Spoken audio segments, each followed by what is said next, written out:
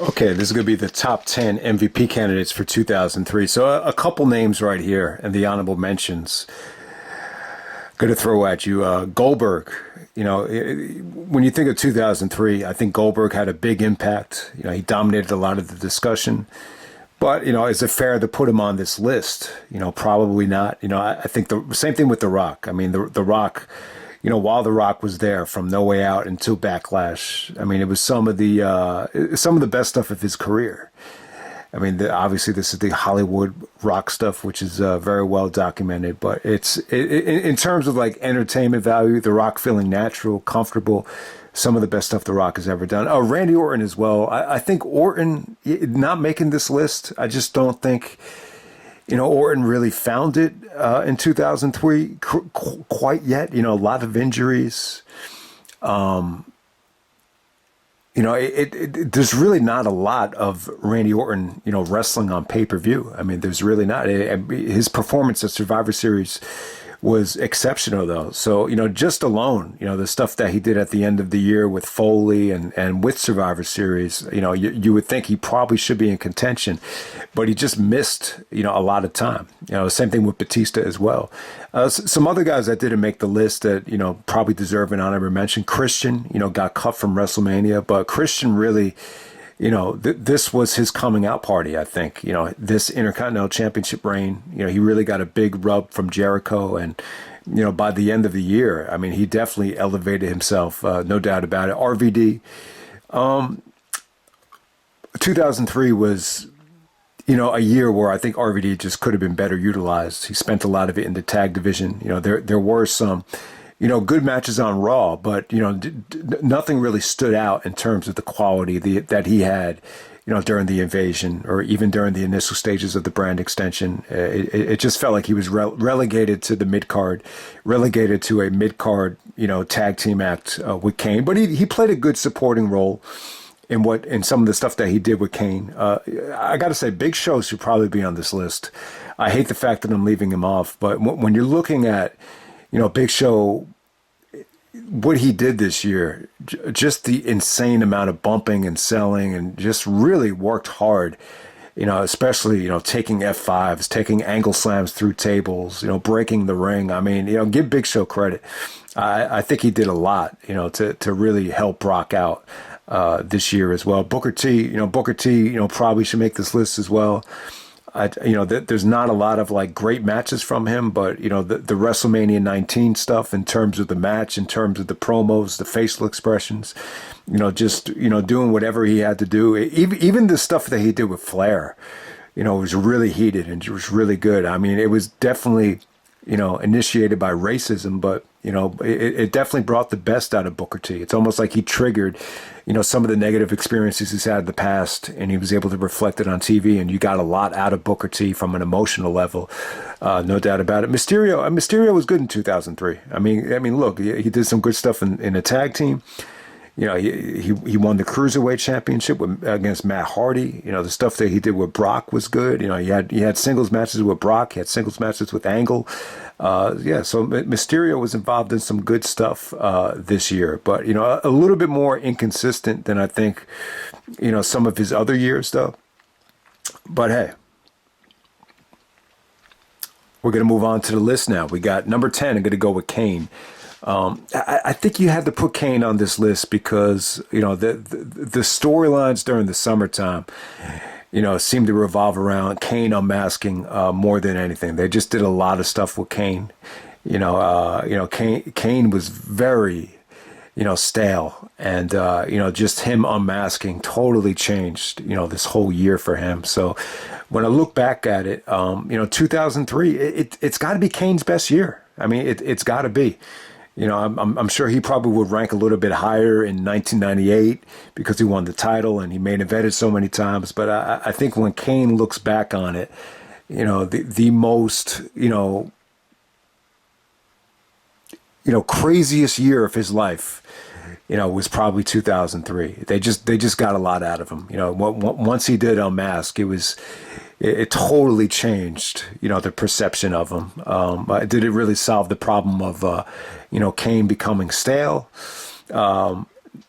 For the long term, I would definitely say no, but it definitely made 2003 interesting. So you got to have Kane on the list. What was Kane's best match of the year? I don't even know. It was probably some of those tag matches with RVD. You know, maybe the night after WrestleMania would be the best one. But in terms of Kane's performance in the ring, the match that he had with Triple H the night he got unmasked, their chemistry was lousy. It really was. So, but hey, I got to put Kane on this list because they just got so much out of him in 2003. At number 9, I'm going to go with Matt Hardy. Matt Hardy version 1, the Sensei of Attitude. Great year for Matt Hardy. He was in great shape. The Cruiserweight Championship was awesome. I loved the little MFers. He had some really good matches on SmackDown as well. The Mysterio stuff will be the highlight, and he even had some underrated gems, throughout the whole year as well. I just wish he had stayed on SmackDown. At number 8, we got Triple H. I'm just going to talk about the positives, like Triple H would say. The positives are, he made the championship feel credible. He got the evolution thing going. Despite all the injuries, despite all the crap, he stood by Randy Orton. He stood by Batista. I think, you want to argue that the WrestleMania match against Booker T was, quality stuff. It really was. The Indian Deathlock. I really love him going back to that submission. I think the stuff that he did, with Nash, when he had the full playground to really work with, and he had everything at his disposal in terms of spots, in terms of weapons. I mean, the match was pretty damn good. It really was. But I think he's really low on this list because he just wasn't able to, get good stuff out of his pay-per-view opponents, whether it be Steiner, whether it be Nash at Judgment Day, whether it be the one-on-one stuff with Goldberg. The matches didn't really, feel like they were any better than if you just gave those guys a generic worker. So that's why he's that low on the list. At number 7, I got Shawn Michaels, good old HBK. So in 2003, Shawn, it very felt much like a part-timer at the beginning of the year. I think after WrestleMania, I think he gained a lot of confidence. I think he proved to himself that, he could still go and he doesn't need street fights and, 3 stages of hell, matches to thrive in that environment. So I think that was good. I think, the matches against Flair and Orton, I think even Shawn would tell you that they could have been a little bit better, but at the same time, I mean, look what Shawn did at Survivor Series. He really stole the show in that match. He really proved people wrong. Some of the guys like a Kurt Angle that weren't that familiar with him. I think he was able to go out there and showcase just how it's done. And the match that he had with Triple H at the end of the year was just icing on the cake. So Shawn really proved that. If the match is big enough and you give him the ball, you give him the right amount of time, unlike the Flair stuff at Bad Blood where he was angry about not getting enough time, Shawn will definitely deliver. So, and that's what he did. So I got Shawn at number 7. Number 6, I got Eddie Guerrero. I think Eddie. So it's funny, the Los Guerreros. It seemed like when 2003, when the year changed to 2003. They were treated like baby faces. They shot all these vignettes. They gave them new theme music. The lie, cheating, and stealing thing, it pretty much went over pretty well. Part of it was they brought in Team Angle, so you had to have a babyface tag team to go up against them. I think it had more to do with that than the Guerreros really getting over. It really wasn't until Chavo got injured where I think Eddie really kind of took the Guerrero brand to the next level. Suplexing Tajiri and turning heel on Tajiri just made him more popular. Like, this would be the ideal example of, someone trying to turn heel, but it's just really not working out and just backfiring it to the point where they just said, fuck it. We're going to be in Eddie Guerrero's hometown. Let's just have him turn baby. Eddie Guerrero didn't even turn babyface. They just had Cena act like an asshole in El Paso. And then Eddie would just, connect with those fans. And that's all you really had to do to set up Eddie's babyface turn. But, Eddie just did some great stuff this year, which is well documented. He just found it. He found it. The lie, cheating, and stealing thing, using the referee to get more over in his matches was great. So, yeah, Eddie did some crazy stuff. Even the stuff with the Big Show with the sanitation spray was crazy. And I think Chavo definitely helped Eddie, get to the next level because Chavo could just be a very controlling, manipulative, what do you call it? Controlling heel. And I think Eddie definitely, benefited from Chavo's return when he did come back. So I got Eddie Guerrero at number 6, the United States champion. Eddie didn't really have a lot of great singles matches this year, but when you gave him the spotlight against Benoit or Cena, he was able to really shine. So I got Eddie at number 6.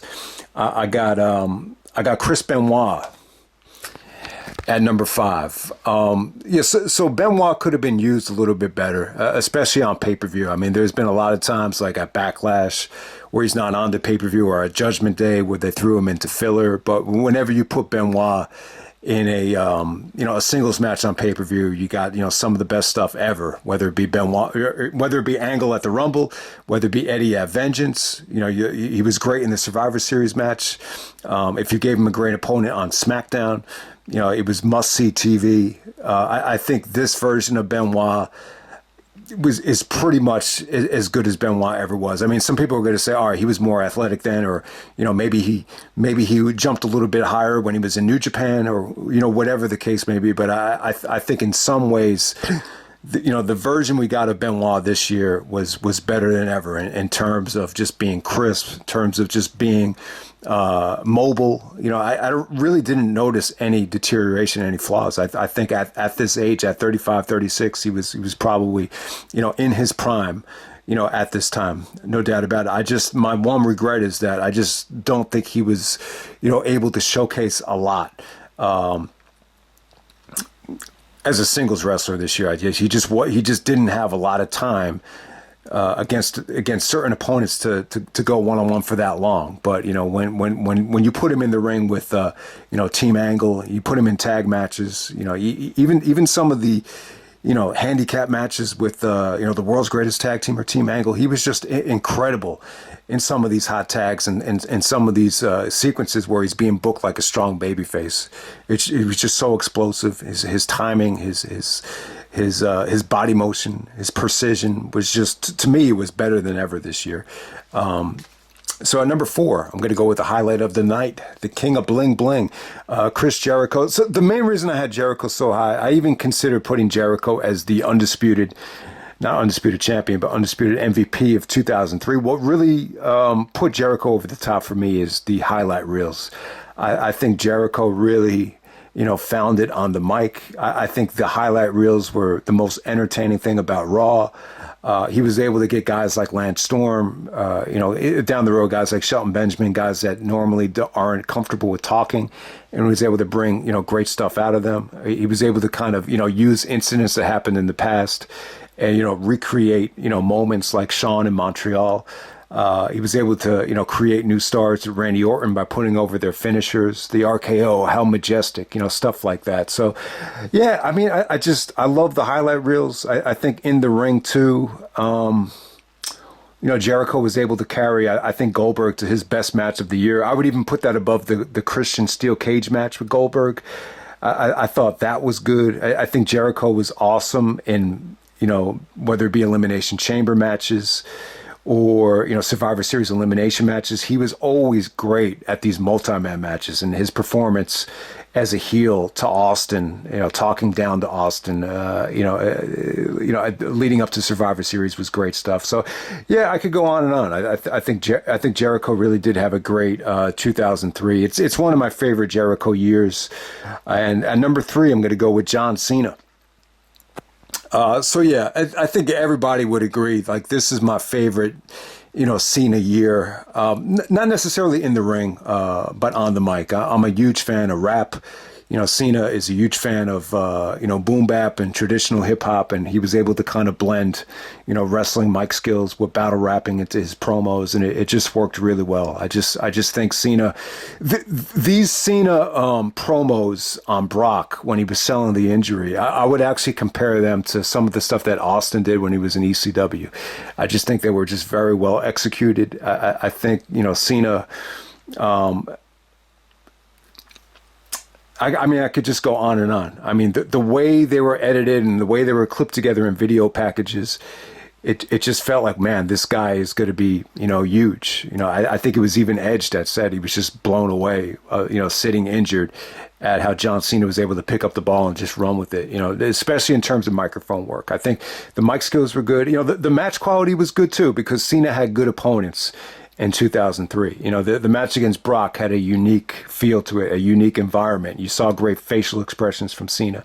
You know, Cena did some really, really cutting edge stuff with Undertaker. And Cena did a lot of like anti-gay stuff as well, you know, to Team Lesnar because they were bigger guys. And you saw stuff, references to their man boobs. And you saw a lot of anti-gay stuff from Cena, you know, stuff that really wouldn't fly today. And, you know, he was able to do some great stuff with Angle, you know, on the microphone, just a lot of fun stuff. But hey, more than anything, man, you know, Cena really, even in 2003, you could tell he was gravitating towards the younger fan base, the younger audience with, you know, the word life symbol, the word life catchphrases, the merchandise. And yeah, man, so you couldn't ignore it, man. You know, Cena definitely deserved and earned the right to be a babyface by the end of the year. So to me, this is definitely my favorite Cena year. It felt like this was the one year where, you know, you know, Vince wasn't handcuffing him. It was Cena that really came out and, you know, had to teach Vince, you know, how to connect with the audience. Like, I'll give you an example. Like,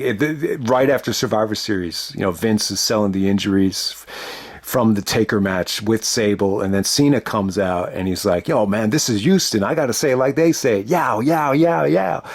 So, you know, Cena was able to teach Vince even, like, all right, in this city, they have this type of slang, so this is how you connect with them. And then, you know, Vince would look at him like, who is this kid? Like, what is he onto? You know, so Cena was amazing this year. You know, I think that's one of the things now. Like once you know, Vince gives you that that mega push, that you know, that Shawn Michaels, you know, babyface 1996 push, where you're the babyface of the company or the face of the company, whatever you want to call it. You know, I think that's, you know, when Vince kind of has you under a certain amount of control, like Kevin Nash alluded to in 1995. Like, you know, the real, you know, I'm officially back now. Like, the real me is back. But you know, this is the one year where I think Cena was really able to be himself. But hey, I'm not going to say, you know, the debate about, oh man, I wish we got this heel Cena again. You wish you would have, but you know, you could definitely argue like Cena's mic skills were always good. Like, there's really not much of an improvement between, you know, then and now. I mean, there were certain Cena battle raps that didn't go over very well. You know, his last promo as a heel against Angle and Benoit was pretty bad. Like, that was the only one I could say was, yeah, just not that good. But for the most part, you know, Cena conditioning and mic skills have never been an issue, like, in my opinion, in terms of like delivery on the mic. It's never been an issue. And I think that's what really stands out about this year, is that, you know, Cena's better than ever on the mic. You know, a lot of guys, it's the opposite. It's like they suck on the mic and they get better over time, like a Jericho, for example. At number 2, I got Brock Lesnar, the next big thing, at number 2. It's incredible that Brock won the PWI 500 in 2003. You got to keep in mind, he's only 25 or 26 years old. I think if you put a lot of guys in this spot at 25 or 26, they would definitely fail. They definitely wouldn't be able to handle it. You know, Brock was able to get through the year, but I think it had enormous side effects. I think Brock, I think the whole year took its toll on him. I really think it did. I mean, think about it. The guy's only 25, 26 years old, and he's getting the push of the century. It's a little bit too young. You know, most guys weren't pushed, you know, that young. But hey, what Brock did is incredible in the ring. You know, some of the stuff that he did with Big Show, you know, getting Big Show off of his feet, you know, the matches that he had with Angle. I mean, he really busted his ass this year. You know, I think the one knock against Brock, though, is that, you know, he had a tough time, I would say, elevating, you know, guys like Cena. Maybe he didn't make the best out of certain situations like the biker chain match. But for the most part, I do think if you put Brock in the ring, you know, before he went to the NFL, I think he really, you know, was one of these guys that just brought the best out of his opponents. I think he brought the best out of, you know, certain guys like Big Show. I think he definitely did. I think the one thing that has me is tough, because most people have this general idea that Brock is undisputed, you know, 2003 MVP. It's not even debatable. I think the tough thing I have watching Brock now, because to know that Brock really wasn't that happy and wasn't that passionate about, the whole business, all the negative things that came with the business, maybe it's a little bit tougher to, appreciate it now, appreciate him, looking back on this stuff. It's almost like, yeah, I mean, why would we get behind this guy if he really doesn't love the company? But I think he did love certain things about wrestling. I definitely think he did. I think if you ask anybody that's in the NBA, anybody that plays sports, there's always certain things that you're not going to like about what you do. Like in the NBA, you would say, oh, yeah, I'm not a big fan of I love playing basketball, but I'm not a big fan of the travel, or I'm not a big fan of the charity. And I think it's the same thing with Brock. I definitely think he did love being in the ring, but I think eventually it got to a certain point where, the business side of things, I think it started to affect him mentally, and I think at certain points it definitely did show, no doubt about it. And then at number one, I got Kurt Angle. So the thing about this Kurt Angle pick that's going to drive people crazy is he missed a lot of time. He missed Backlash, he missed Judgment Day. He didn't really return until June 17th, and because of, Brock re-injuring his neck again, he pretty much missed Survivor Series until the end of the year. So when you add it all up, Angle missed about maybe 4.5 months.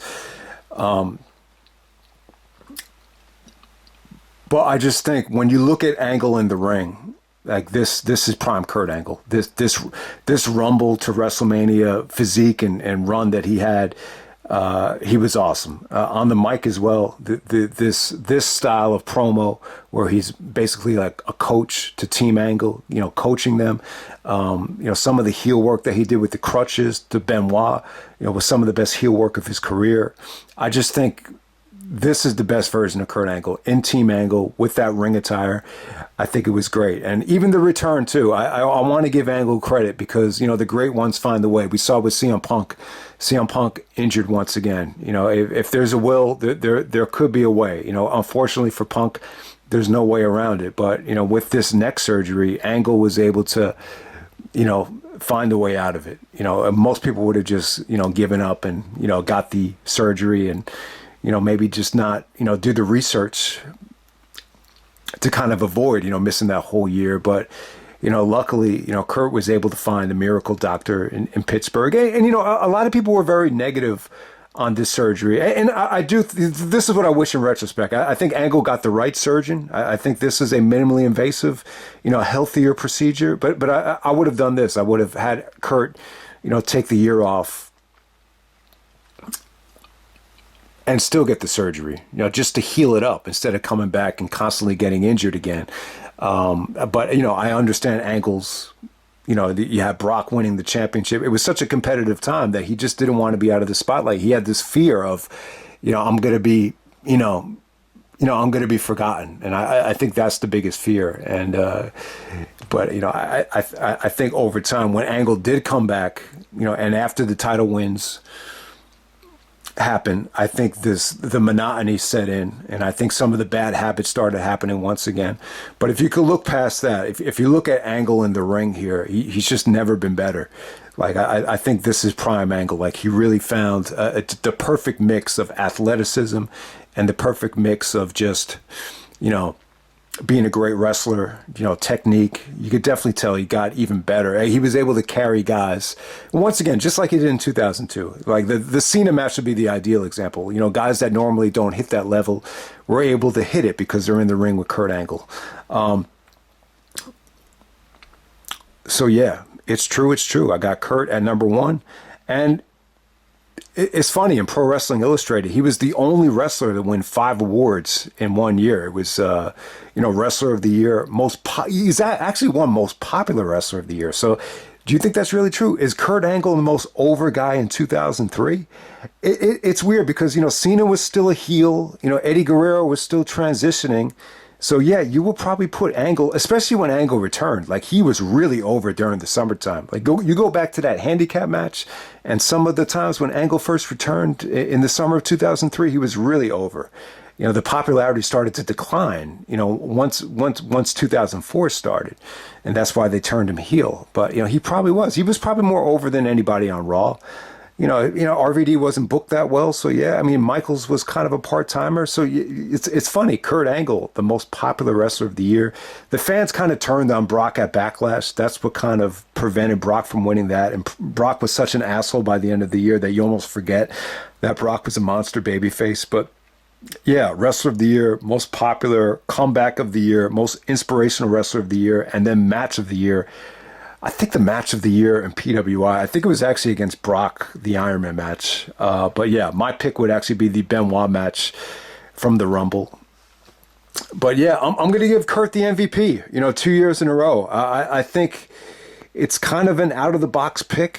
I think I think most people would have predicted that Brock would be the MVP. But yeah, in terms of full time, in terms of getting the monster mega push and, wrestling at every house show, wrestling at every SmackDown, Brock would definitely be in contention. And, it's not like Brock didn't have great television matches, because he did. I mean, he had an Iron Man match. He had classics against Benoit, Mysterio. He had great handicap matches. But, so did Angle, though. So it's tough, man. That's a tough one. But that's my top 10 MVP candidates for 2003. Okay, this is going to be the 2003 pay-per-views from worst to best. All right, number 12, and I probably wouldn't have had this ranked last 20 years ago. Well, I'm going to go with Armageddon 2003 as the worst pay-per-view of the year. So you had the Four Horsemen tribute with all of Evolution holding the gold by the end of the show. RVD and Randy Orton stole the show. I thought that was good. Shawn is working with a very green Batista. I like that match. He had a good finish there. Some would say that Jericho and Christian stole the show with the women. The main event, putting Kane into the main event, it definitely helped. But I just don't think a lot of people were excited to see it. It just had the worst buy rate of the year. To me, it just felt like the least memorable show of the year. I think the build-up wasn't as strong here. I think the match quality, it just wasn't as strong as, a lot of the other brand-only pay-per-views. But hey, I got Armageddon at number 12. A lot of the stuff here was very recycled in terms of the set design and the theme music. So I think Armageddon kind of loses points there as well. And this is an example of sometimes a triple threat match can kind of, decline the interest of the fan base. And I think that's exactly what happened. At number 11, we have Judgment Day. This was from Charlotte, North Carolina. So yeah, this is a very historical pay-per-view. I think more than anything, it's just a really weird pay-per-view. It felt different though. I think one of the things about it is, it was the very last, at least for that time, the last, pay-per-view that wasn't going to be, split between Raw and SmackDown. So it definitely had a unique feel to it.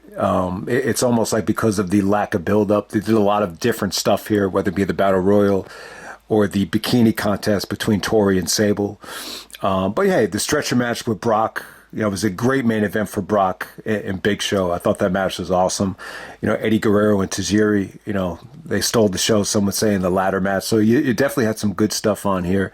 But overall, it just felt like a very, very different show, the way it was structured with Austin and Bischoff kind of bridging the show between them reacting to the show in the VIP seats. At number 10, we have Unforgiven. Unforgiven had a lot of, crazy feuds on it with Kane and Shane. Goldberg and Triple H did a phenomenal buy rate, so give them credit. Young Randy Orton is working with Shawn to get some experience there. The IC title match was kind of, sandwiched in the middle of the show. So I just think a lot of stuff could have been better here. I think in retrospect, what stands out about Unforgiven more than anything is just the, maybe they gave Goldberg and Triple H too much time, and that kind of hurt that main event. But hey, people were excited to see the show. You could definitely understand that. It's definitely not a bad show. I just think Unforgiven was kind of proof in the pudding that, Raw just couldn't put on, the kind of quality, that SmackDown was at that time. At number 9, we have Bad Blood. I think the thing that stands out about Bad Blood the most is how much effort they put into, making it special. Bringing back Foley, that theme song. I think it really helped. That trapped, headstrong theme really, made people want to see the main event. The Hell in a Cell definitely felt special. Shawn and Flair, they definitely did a good job there with the passing of the torch. I took the torch from you. You had some personal animosity there. Bad Blood. It kind of fit the theme of the pay-per-view with Goldberg and Jericho, the real life fight. They kind of tied that to WCW. So I just think more than anything, the build up, the video packages were just really, really strong here. And maybe some of the match quality. It definitely doesn't compare, to what we saw on the SmackDown side of it. But I think in terms of entertainment value, tremendous build-up. I think Bad Blood really did hit it out of the park. So, yeah, this is a pay-per-view that I could really, so at the time, I would have had this as my least favorite pay-per-view of the year because the match quality just wasn't, that strong. But when you look back on it, it was, tremendously successful. The fact that this got a better buy rate than Backlash, I think that speaks volumes to how well the show was built. At number 8, I'm going to go with Backlash. Backlash took a ton of criticism. People the next day, it's at school or on the message boards, wherever the case may be, that The Rock and Goldberg was not very well received. I think Trademark said it the best, that the match was just plain awkward in terms of the work rate. But what really stands out about Backlash to me is this. I said this in the review. It still holds true. Like, when I look back at that pay-per-view party, I just remember, more people showed up for that than any party that we've ever had. So, that you got to give the pay-per-view credit because of that. At the same time, I think the atmosphere was fun. I think it had a fun atmosphere. I think you had fun promos. The Jericho and Flair stuff was great. Triple H was being serious in the promo, but his promo on Nash was good. Rock's promo, a lot of people thought The Rock was on cocaine in the promo with Terry, with the Giggle Panties promo on Goldberg. I thought that was a lot of fun. So you just had these extracurricular things that I think put Backlash over the top. And at the same time, you did have some strong tag team matches here with RVD and Kane and the Dudleys and, Los Guerreros, hijacking the Kurt Angle painting. And, that was a really good match to open up the show. So I think the show had good depth. I think some people kind of, underrated because Angle was injured and, and I'm guilty of it as well. I was really pissed after the main event because I kind of knew The Rock was going to leave and I just couldn't buy into the finish. But when you look back on it, this was definitely, this was like the heyday of that time. It really was. It was just such a good time, and I think a lot of people just took it for granted. When you look back on it. But yeah, I think if you're judging this show in terms of star ratings, it's a little bit underwhelming. But stuff like the Cena, video package where you had a collage of all these great promos from Cena and, the fans actually getting behind Cena despite him wearing the Yankees jersey. You ever notice that he called the Yankees the Jankies? Maybe he did it on purpose. But yeah, the fans got behind Cena. They're in his hometown or home area. And, it was just cool. It was cool to see, the reaction for just a lot of the things, watching this show back. At number 7, I'm going to go with No Mercy. This is John Cena's time to get dirty at No Mercy. Yeah, so obviously Angle and Cena stole the show. That was a fun, atmosphere. The Steph and Vince stuff, it really got the most criticism from the whole year, like in terms of the build-up, like it really did. I remember Cena went on talk shows talking about how, the product, you guys might think the product sucks, but, this is what happens when you work every single day of the year. So, but, the match between Vince and Steph, like the actual match, like it got the best reaction of the night, including Angle and Cena. So, yeah, I mean, there's really not a lot of stuff I could bitch about with No Mercy. It was clearly the better, pay-per-view compared to Unforgiven. Like, once again, SmackDown won it again. I just think, Benoit and A-Train surpassed expectations. Mysterio and Tajiri, they had their best match of 2003. You always know what to expect from Mysterio and Tajiri. I mean, the show definitely did have depth. I think what hurts it more than anything is the just the stipulation with Undertaker and Brock. We've been through this before. I understand the stipulation. It opened the door up for to set up the Vince stuff. So I definitely understand that. I just don't think the stipulation really did anything for the to make you excited about the actual match, and it kind of reflects in the buy rate there. So, but hey, it's still a solid wrestling show. So I got that at number 7. At number 6, I'm going to go with SummerSlam. Well, the Elimination Chamber is definitely memorable. I mean, I didn't have it on the list or anything like that, but this is the best indicator of Triple H just getting a nuclear amount of heat. I mean, unless you lived through this time in 2003, it's hard to explain, the kind of negativity, the kind of criticism that Triple H got day in and day out on the internet, whether it be the message boards or reading wrestling news. I mean, everything. Triple H was getting blamed, for everything, and for some reason, like the pay-per-views don't really capture that. Even WrestleMania didn't really capture that. But for some reason, when Triple H came out of SummerSlam, when he came out of the pod, and anytime he, did any offense, the reaction was there. The fans reacted the way they were reacting on the message boards on the internet. Like, he just got a nuclear amount of heat. You could definitely feel it on this show. So that's what stands out about it. I just think the way Goldberg was booked here was very memorable. I think he had great talent in that Elimination Chamber. It's not one of the best Elimination Chamber matches, obviously, but it was still a very memorable show. And, Angle and Lesnar was incredible. I think that was unpredictable. I think the finish was awesome there.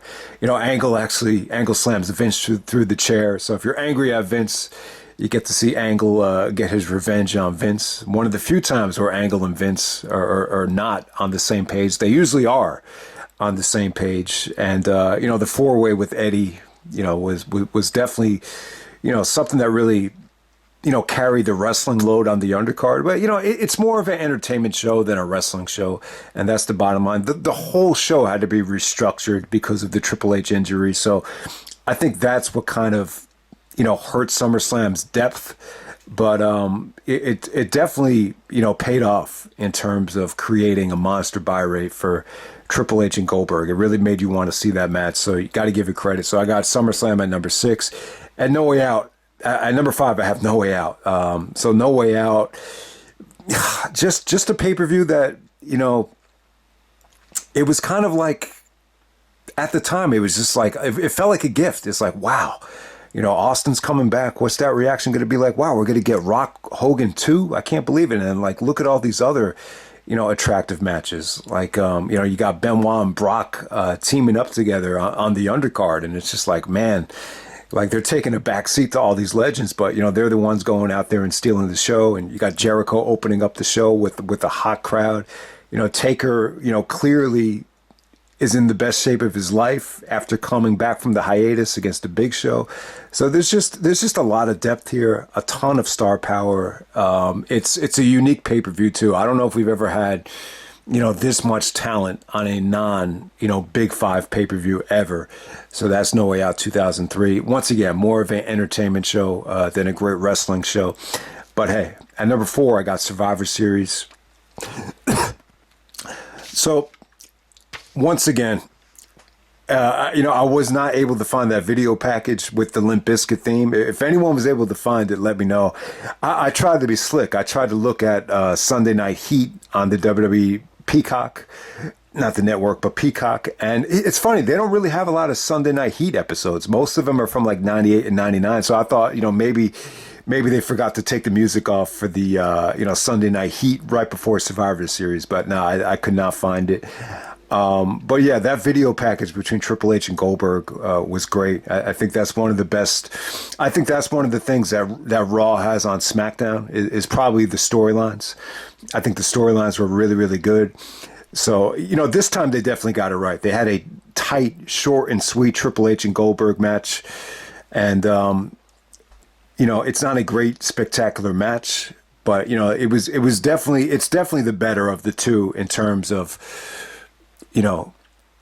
what was more watchable, what was, better suited for Goldberg's strengths. And the Survivor Series one definitely was. And, the traditional Survivor Series matches stole the show.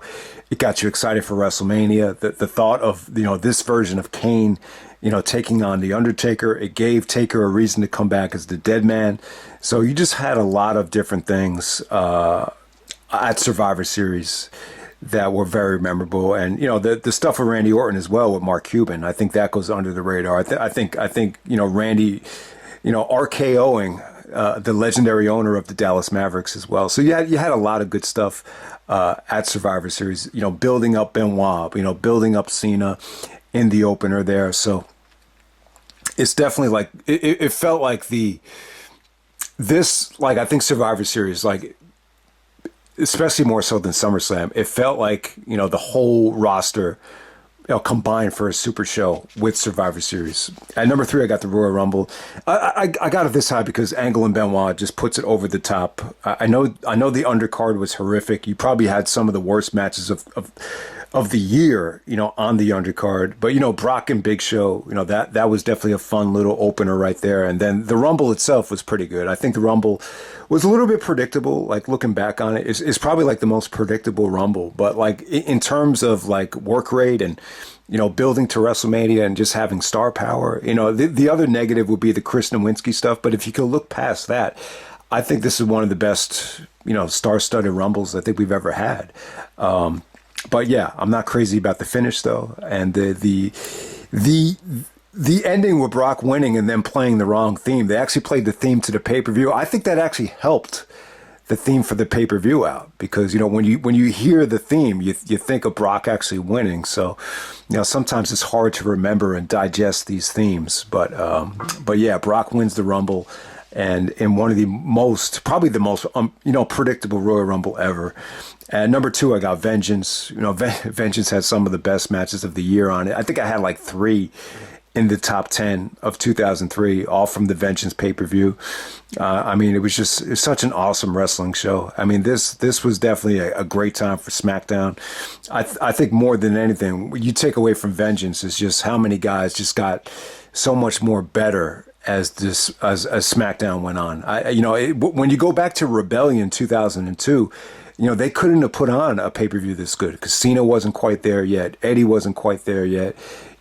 Team Angle hadn't even debuted yet. And, by this point, you finally had just, an incredible roster, to play with. And, Vengeance ended up being, the second best pay-per-view of the year. You could even argue that it's on the same level as WrestleMania, but obviously I'm going to go with WrestleMania as number 1. I cannot describe it, man. I remember the next day in school. It's even, when I look back at it now, it's even funny that I even went to school the next day because, it felt like I was like lost in this like magical world. And I'm like, I'm sitting in class just kind of just amazed at what I just saw. So that's the kind of feeling that WrestleMania 19 gave you. It just took you on such, a fairy tale ride. So, that's to me, like, that's like the ideal WrestleMania, what we got there. But, with every WrestleMania, you got to keep in mind, this is only a one-night event. When you look back at WrestleMania 19, it's almost like, man, it was only one night, and it was pretty much the length of an AEW pay-per-view. So, yeah, you're still going to have some gripes about it. Christian missing WrestleMania, Christian sitting in the, sitting on the bench. He promised himself he would, never experience that again. Rob Van Dam being demoted to Sunday Night Heat. A lot of people took exception to that. You wish Benoit could have been in something better. Yeah, you wish certain guys could have been presented in something better. But, those big 5 matches, man, they really did, deliver. And, it just doesn't get any better than WrestleMania 19. So sometimes I'm kind of torn between what's better, 19 or 17. Sometimes it's tough, when you really get into 19, it's hard to, turn it down. But yeah, obviously you got to go with WrestleMania as number 1. Okay, this is going to be the top 50 matches of 2003. So last year, the 2 mistakes I made, I left off Brock and Rock for the 2002 remix. Then I also left off, I think it was Edge and Jericho, that underrated steel cage match from SmackDown. But yeah, this year I tried to make sure I didn't leave anything out. If something got snubbed and maybe I forgot about something, then let me know. But I'm pretty sure. I mean, I did cut a lot of good stuff, including like Cena and Brock from Backlash. But if I missed anything, let me know. This is going to be rapid fire, just like it was last year. So at number 50, I got Undertaker and John Cena. This is the rematch from Vengeance from August 7th. So you get to see John Cena pin The Undertaker with the FU, thanks to A-Train. I think Taker did some of the best selling of his career in this match. So yeah, you get to see Cena pin Taker, not at WrestleMania to break the streak, but you got to see it on SmackDown, the rematch. The original plan was for Cena to win at Vengeance. I think pretty much the exact same way this was booked. But, there were reports that Vince changed the finish because, he wasn't 100% sold on Cena quite yet, beating a legend like Taker, and the rest is history. At number 49, we got Booker T winning the Intercontinental Championship from Christian with the help of Stone Cold as the general manager. This was to open up the Raw from July 6th in Montreal. So Booker T wins the IC title. Austin had to come out and restart the match several times. So, Booker T wins the Intercontinental Championship after, not winning the world title at WrestleMania. So there you go. Pretty good match, though. Number 48, you got RVD and Kane winning the tag team titles. So, at WrestleMania, Rob Van Dam was actually left off the show with Kane. And, Kane was discussing with Van Dam, maybe we should go our separate ways. And then RVD's like, I got us a rematch. Before we quit this team, let's give it one more shot. And RVD's like, we're going to win, even though RVD said, we were going to join the Bischoff administration. So Kane was like upset about him. So they were clearly planting the seeds, for Kane to unmask, even the day after WrestleMania here. But this is a good match. You had the Dudleys, Lance Storm, and Chief Morley defending the belts against RVD and Kane. This is an elimination match. It's no disqualification. So RVD was really over. So I got to say, you could definitely feel it here. Some of the, fans that flocked to WrestleMania from around the world definitely stayed at Raw the next night. I just thought Raw the next night was a red hot, especially for RVD. So RVD gets the pinfall here. He's in his element. This felt like an ECW style match where he's just allowed to do his thing. And, this is one of the best moments I think RVD had in 2003, which is definitely Van Dam's most disappointing year by far. But this will be a shining moment for RVD in 2003. At number 47, we have the Shane McMahon and Kane last man standing match from Unforgiven. A lot of theatrics there. And, Shane really steals the show in terms of spots once again. And I got that at number 47. At number 46, we got Hulk Hogan taking on Vince McMahon from WrestleMania. So, bad timing to talk about this. But in terms of the way the match was laid out, facial expressions, booking, the blood, how over the top it was. Some people thought it actually stole the show from WrestleMania if you're judging the show from a spectacle standpoint, not from a wrestling standpoint, but in terms of, theater, the theatrics, the spectacle of it. So there we go with that. I still had to put it on the list very reluctantly, but hey, at number 45, we got Jericho taking on Jeff Hardy. This was from No Way Out. Jericho is hilarious here. The fans are great too. This is when they were chanting 2 for every near fall. They were like 2, and Jericho created his own language here. So I'll just leave it at that. Number 44, we got Benoit and Rhino taking on Team Angle. I believe this is from March 6th, SmackDown. So Benoit looked really strong here. He gets to win with the crossface. The way they booked this match, it almost felt like they were gearing Benoit up to get the title shot against Brock. Because, at the time, Kurt was contemplating getting the neck surgery. So if you watch this one match, it definitely felt like, they're just getting Benoit ready for Lesnar. He got the tap out for the victory. And it just, it kind of felt like they were going to transition to Benoit. But, Angle changed his mind and, the rest is history. At number 43, we have Shawn Michaels taking on Chris Jericho, not in Montreal, but in Hollywood 2 weeks later. They set this up beautifully in the highlight reel with the Montreal Revisited. And this is the rematch in Los Angeles.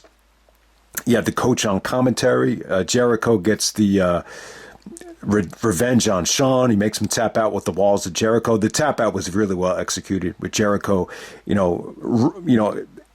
bringing the walls of Jericho away from the rope so Shawn couldn't grab the rope. Shawn's selling was really, really good there. Randy Orton and Flair helped Jericho out there. So there you go. Kind of a disappointing rematch, but it was still one of the best Raw matches of the year. I remember me and my brother were away on vacation that week, and we actually had to ask our friend to tape it. So the lengths we would go through to get WWE television back in the day was absurd. So there you go. At number 42, we got Trish versus Jazz versus Victoria.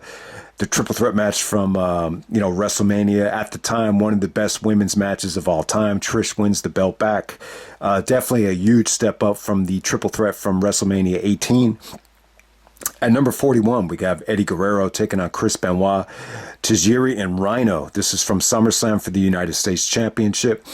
When I look back in retrospect, I kind of feel like, this would have been really cool if they did Eddie versus Cena, Eddie versus Benoit in a rematch, Eddie versus Tajiri one-on-one.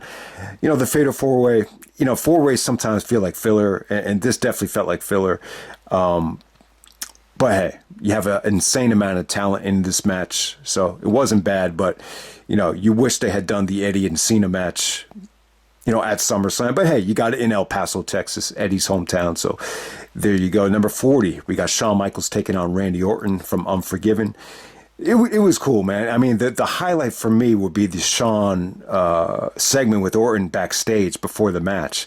He said, if you plan on using me as a stepping stone, he slaps him in the face and says, well, you better step hard. Really, really good stuff there. I hate the restarting of the match, though. I think Orton still had a ways to go at this point, but hey, you get to wrestle Shawn for 20 minutes. Great experience for Randy. Shawn's able to do his thing on a pay-per-view.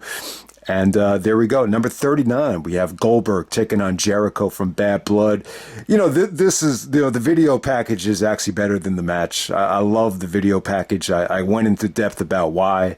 And the match is a lot of fun. The fans turned on Goldberg. Jericho, got the low blow, and, you were really rooting for Jericho here. And, Goldberg talking trash to Tony the Tiger at ringside was a lot of fun there. So there's a lot of non-wrestling things that I love about the match. But hey, Jericho and Goldberg, they got into a real life fight, earlier on in the year, and it was cool how they put their egos aside and, were willing to make money and work together, and it paid off. It got a huge buy rate, so credit Jericho and Goldberg for some of the financial success of Bad Blood, the first Raw pay-per-view of all time. And number 38, we have Brock taking on The Big Show. This is from June 10th, SmackDown. This is when the ring exploded. So yeah, I mean, the moment is better than the match, but I had to put that on there just in case I forgot to talk about it. So yeah, the ring explodes. I think Taz even says, holy shit, on commentary. They had to beep it out, but hey, SmackDown is taped, so they were able to get away with it. At number 37, we have the Triple H and Flair confrontation or match from May 19th.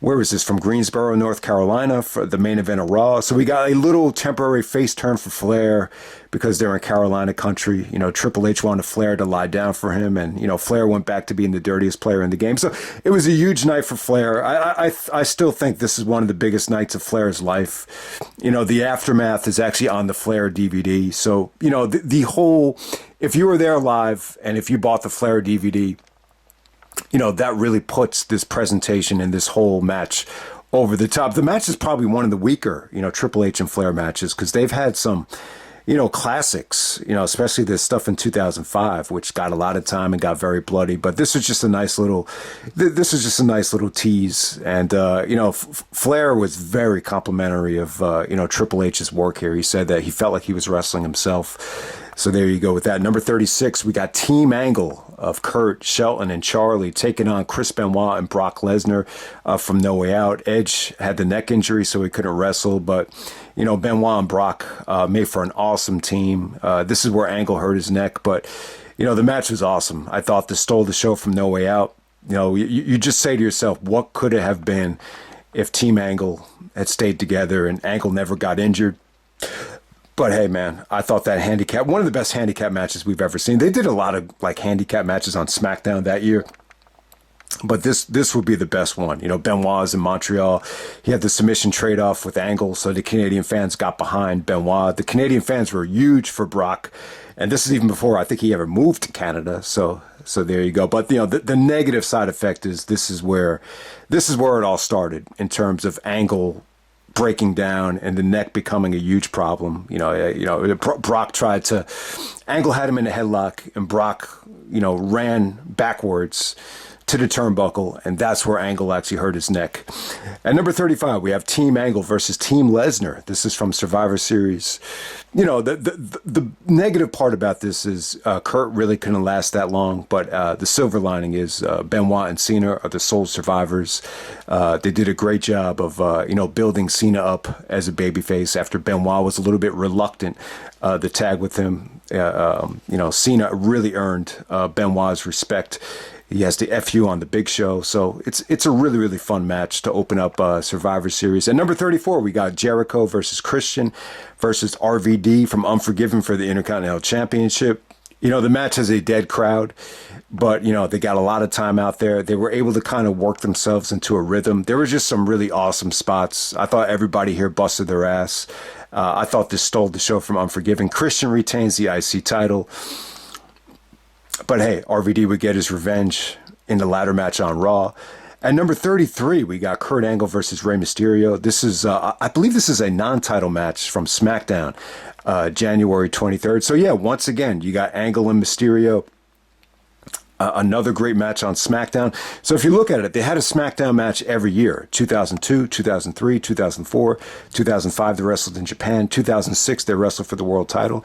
So almost every year until Angle left for TNA, you got a Angle Mysterio, great match on SmackDown. So this would be the one from 2003 when Angle was still champion. It was a non-title match. Angle basically reverses the West Coast pop into a roll-up for a beautiful finish right there. At number 32, we got Eddie Guerrero taking on John Cena from El Paso, Texas, August 27th. So yeah, man, I might not do the classic review of this. I was going to do this for Eddie Guerrero next month, do a lot of Eddie Guerrero related shows. So I might do it. But, if I don't do it, I just want to make clear Cena got the most heat he ever got as a heel. I'm not going to say as a babyface. Obviously he got more heat at One Night Stand or WrestleMania 22. But yeah, Cena interrupted Eddie in El Paso and got a ton of heat. He stole his, he didn't steal his ride, but he took his rims, he took his tire. He was able to FU him on the tire. And, Cena just got a nuclear amount of heat. Eddie is over like crazy in El Paso, Texas.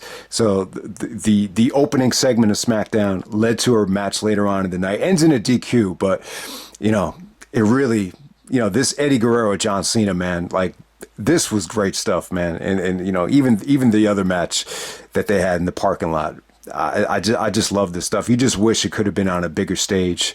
But hey, man, Eddie and Cena, they both turned babyface at the same time. So there was a short window to kind of get away with it.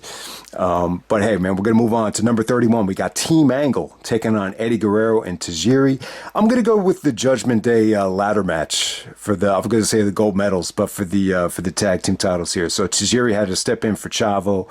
So yeah, I mean, Tajiri did a lot for Eddie. I think it really helped him a lot. While Chavo was gone, it almost felt like it took Eddie to another level. But hey, man, they stole the show from Judgment Day in terms of, this ladder match right here. So I got to the number 31. At number 30, we got Triple H taking on Kevin Nash.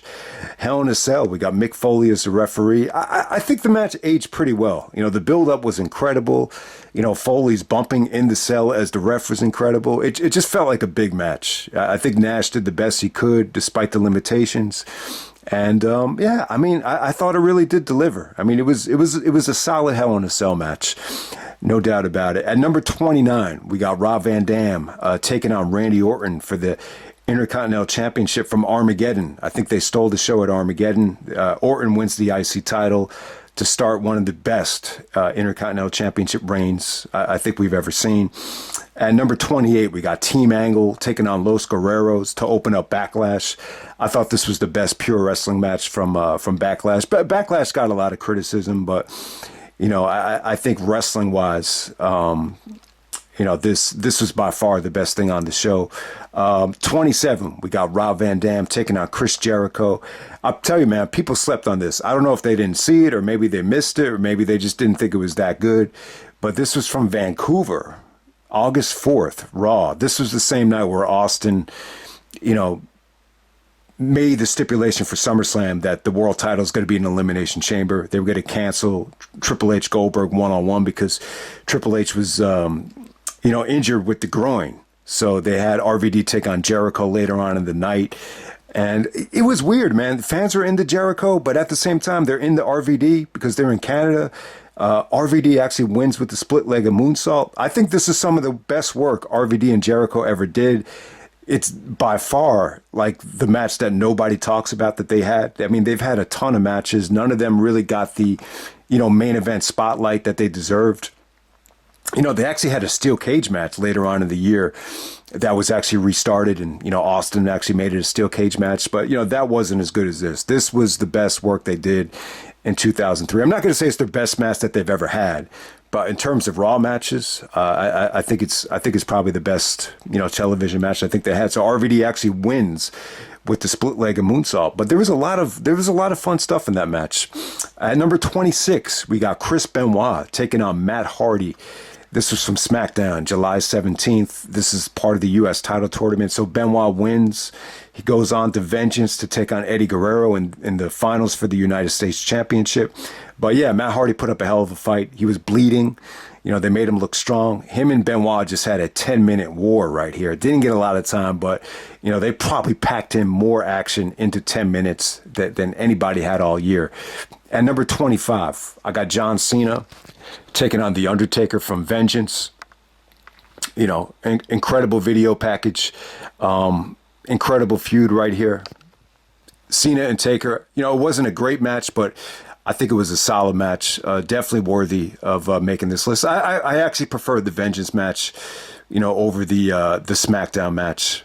But hey, Cena and Taker, it's a WrestleMania dream match, that a lot of people forgot about. But hey, you got to see it in 2003 where they're both at full strength. At number 24, we got Chris Benoit taking on A-Train at No Mercy. I mean, Benoit went through hell in this match. He was able to do, what Edge couldn't do the year before. He carried A-Train to, what some would say a 4-star match. It's an incredible effort from Benoit. And, he actually landed on his head with the steel chair.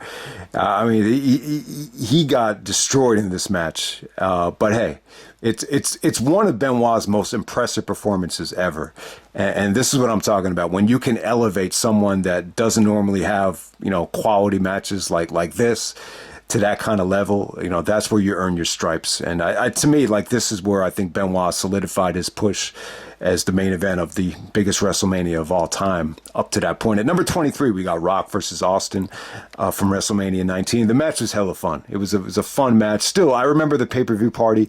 I just remember the feeling of some of the kickouts during that match. It was just like, man, I don't know if Austin was supposed to stay down because he's kicking out of so many rock bottoms. Maybe he changed the outcome of the match, but it was crazy. Rock had so much charisma, at this time, hijacking Austin's vest. But what really stands out here is just, what Austin had to go through to get through this WrestleMania. Like he was so stressed out and, he was so nervous that he drank like a shitload of coffee, he mixed it in with the Red Bull, and he almost died, he almost had a heart attack. So the fact that, him and Rock were able to get through it and put on this kind of quality of a match, credit to both guys right there.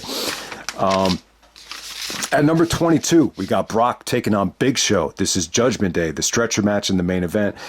Yeah, this is one of Brock's best performances ever. The stuff with the forklift was incredible. It was just a lot of fun. It felt different. They brought back the stretcher match for the first time since the Killer Khan days. So if you have the Judgment Day DVD, you could see how far back, they waited to bring the stretcher match back. Number 21, we have Eddie Guerrero taking on John Cena. This is the parking lot brawl from September 11th, believe it or not. But yeah, man, this was awesome, man. They've done so many parking lot matches that just flopped. But this would be like the ideal one for me. I think in AEW, the Best Friends did one recently that was pretty good. But to me, this is always going to be the best parking lot brawl. Cena's battle rap before the match started was awesome. I'ma steal his shine quicker than I stole his ride. You ain't got no hydraulics in your car. You got a sexual sickness. His car bounces up and down because he sits on the stick shift.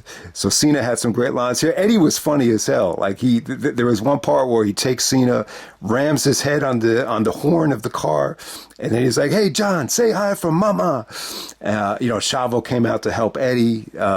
Cena actually brings out the lawnmower, and when he yanks it back, you hear the lawnmower. The engine running there. So it was really, really fun. It's tough to evaluate this match in terms of star ratings.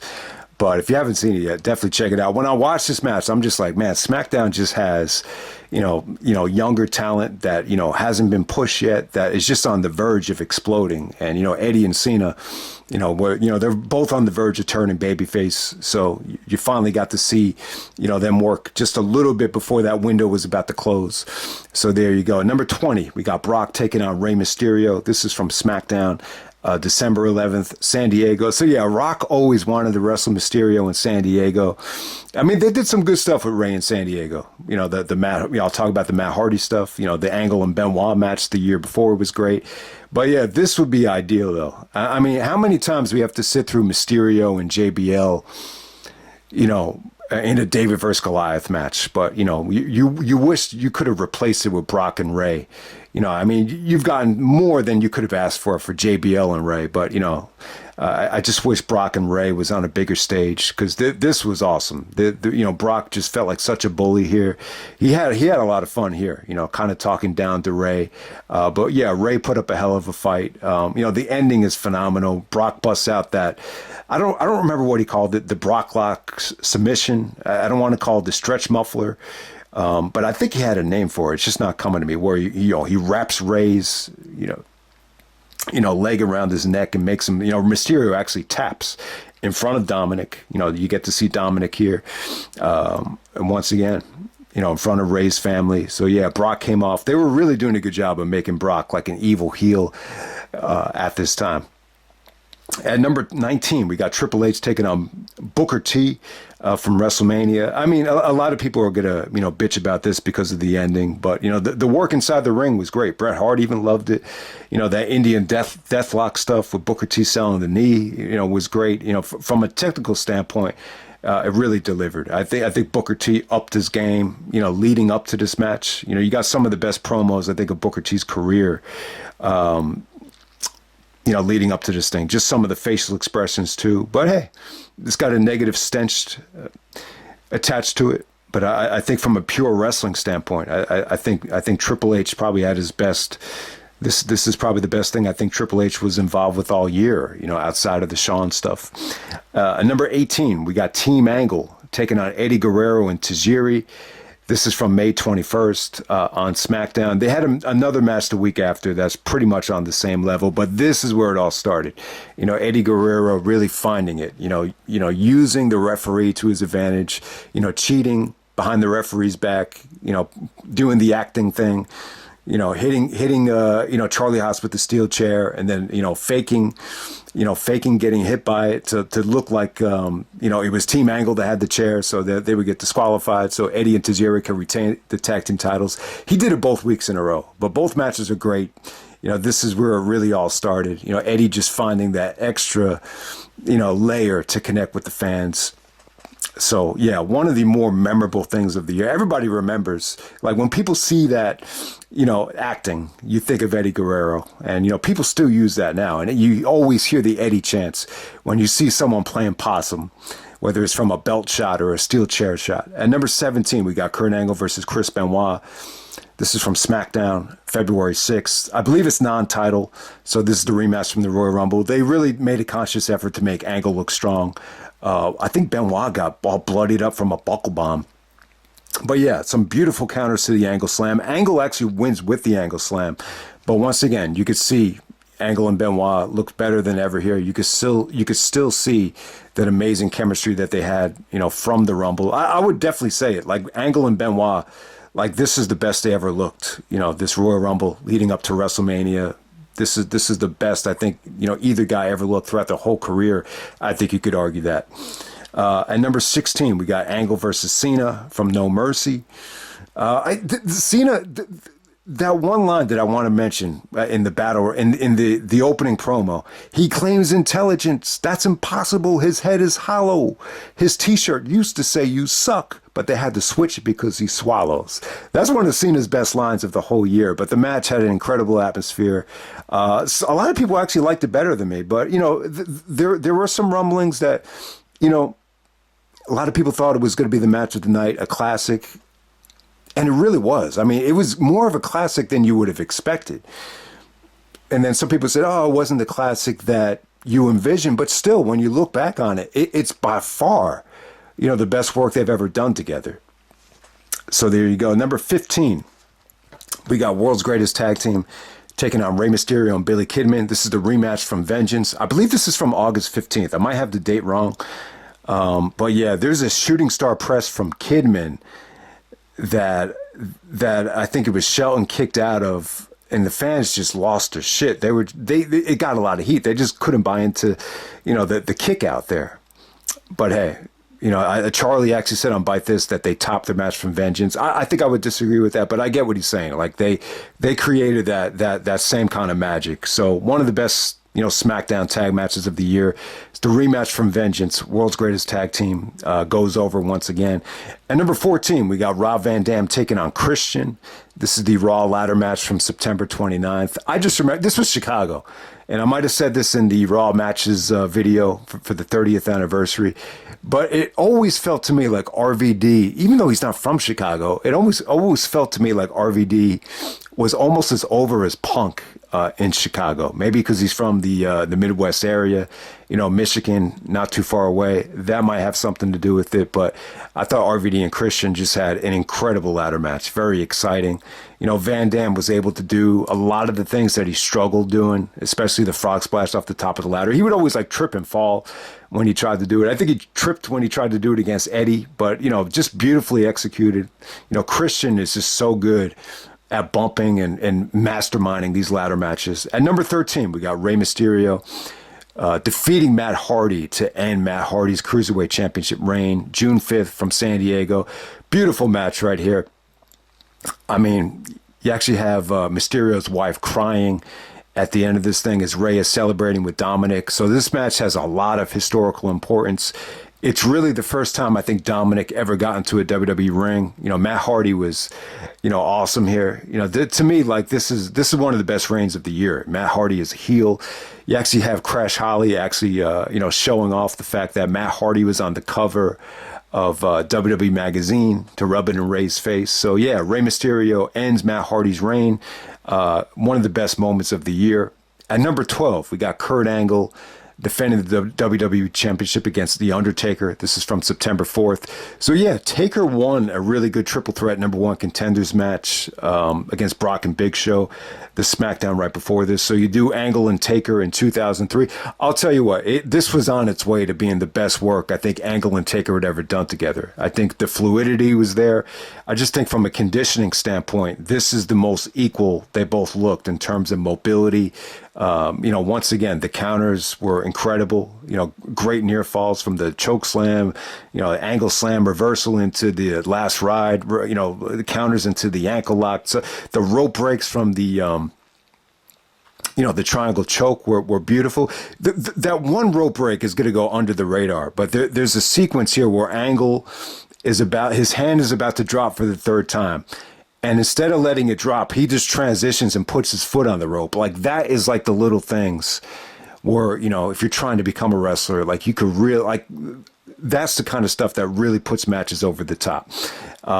So yeah, great match. Brock kind of ruined it by attacking both guys. But yeah, I mean, I really think this was on its way to being, just as good, if not better, than their match from No Way Out. At number 11, we got Kurt Angle taking on Brock Lesnar from SummerSlam. So Angle makes Lesnar tap. This is where the "you tapped out" chants started. Very unpredictable match. I really enjoyed their SummerSlam match. I think they stole the show from SummerSlam. I mean, you could argue that it's the weak link of the trilogy, but it's still an awesome matchup. At number 10, we have Team Austin versus Team Bischoff from Survivor Series. Shawn Michaels puts on a clinic here in terms of how to deliver a classic Survivor Series elimination match. Randy Orton goes over as the sole survivor. Austin's career comes to an end. So, yeah, definitely stole the show from Survivor Series, which is well documented. At number 9, we got Brock Lesnar taking on Chris Benoit. This is from SmackDown, December 4th. Classic, babyface versus heel. The fans were really into, just booing the shit out of Brock with the "you tapped out" chants. And Benoit just played a great babyface. He made Brock tap while the referee was down. The way Brock was hitting the F5 at the time, that's one of the things I noticed about this match. He was hitting the F5 very weird at this time. He was able to do it and drop the guy not on his face, but on his back. And I think this is one of the only times like anyone ever kicked out of the F5, but besides Angle as well. But hey, Brock does that evil submission at the end. Benoit doesn't tap out, but he passes out.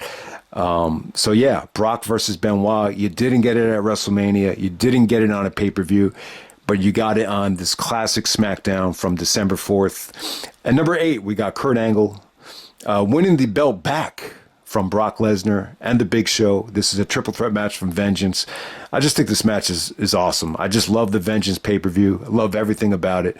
And Angle wins his 4th WWE Championship.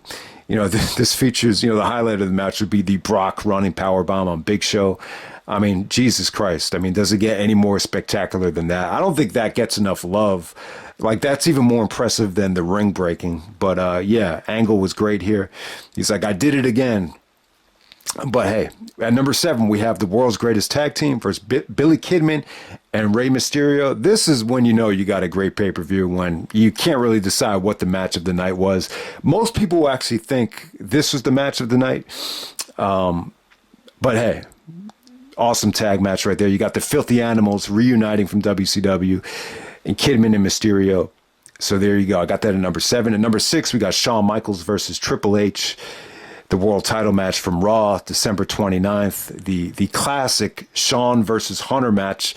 Shawn versus Helmsley. I still love it when people refer to Triple H as Hunter or Helmsley, even though, that's not even his real name.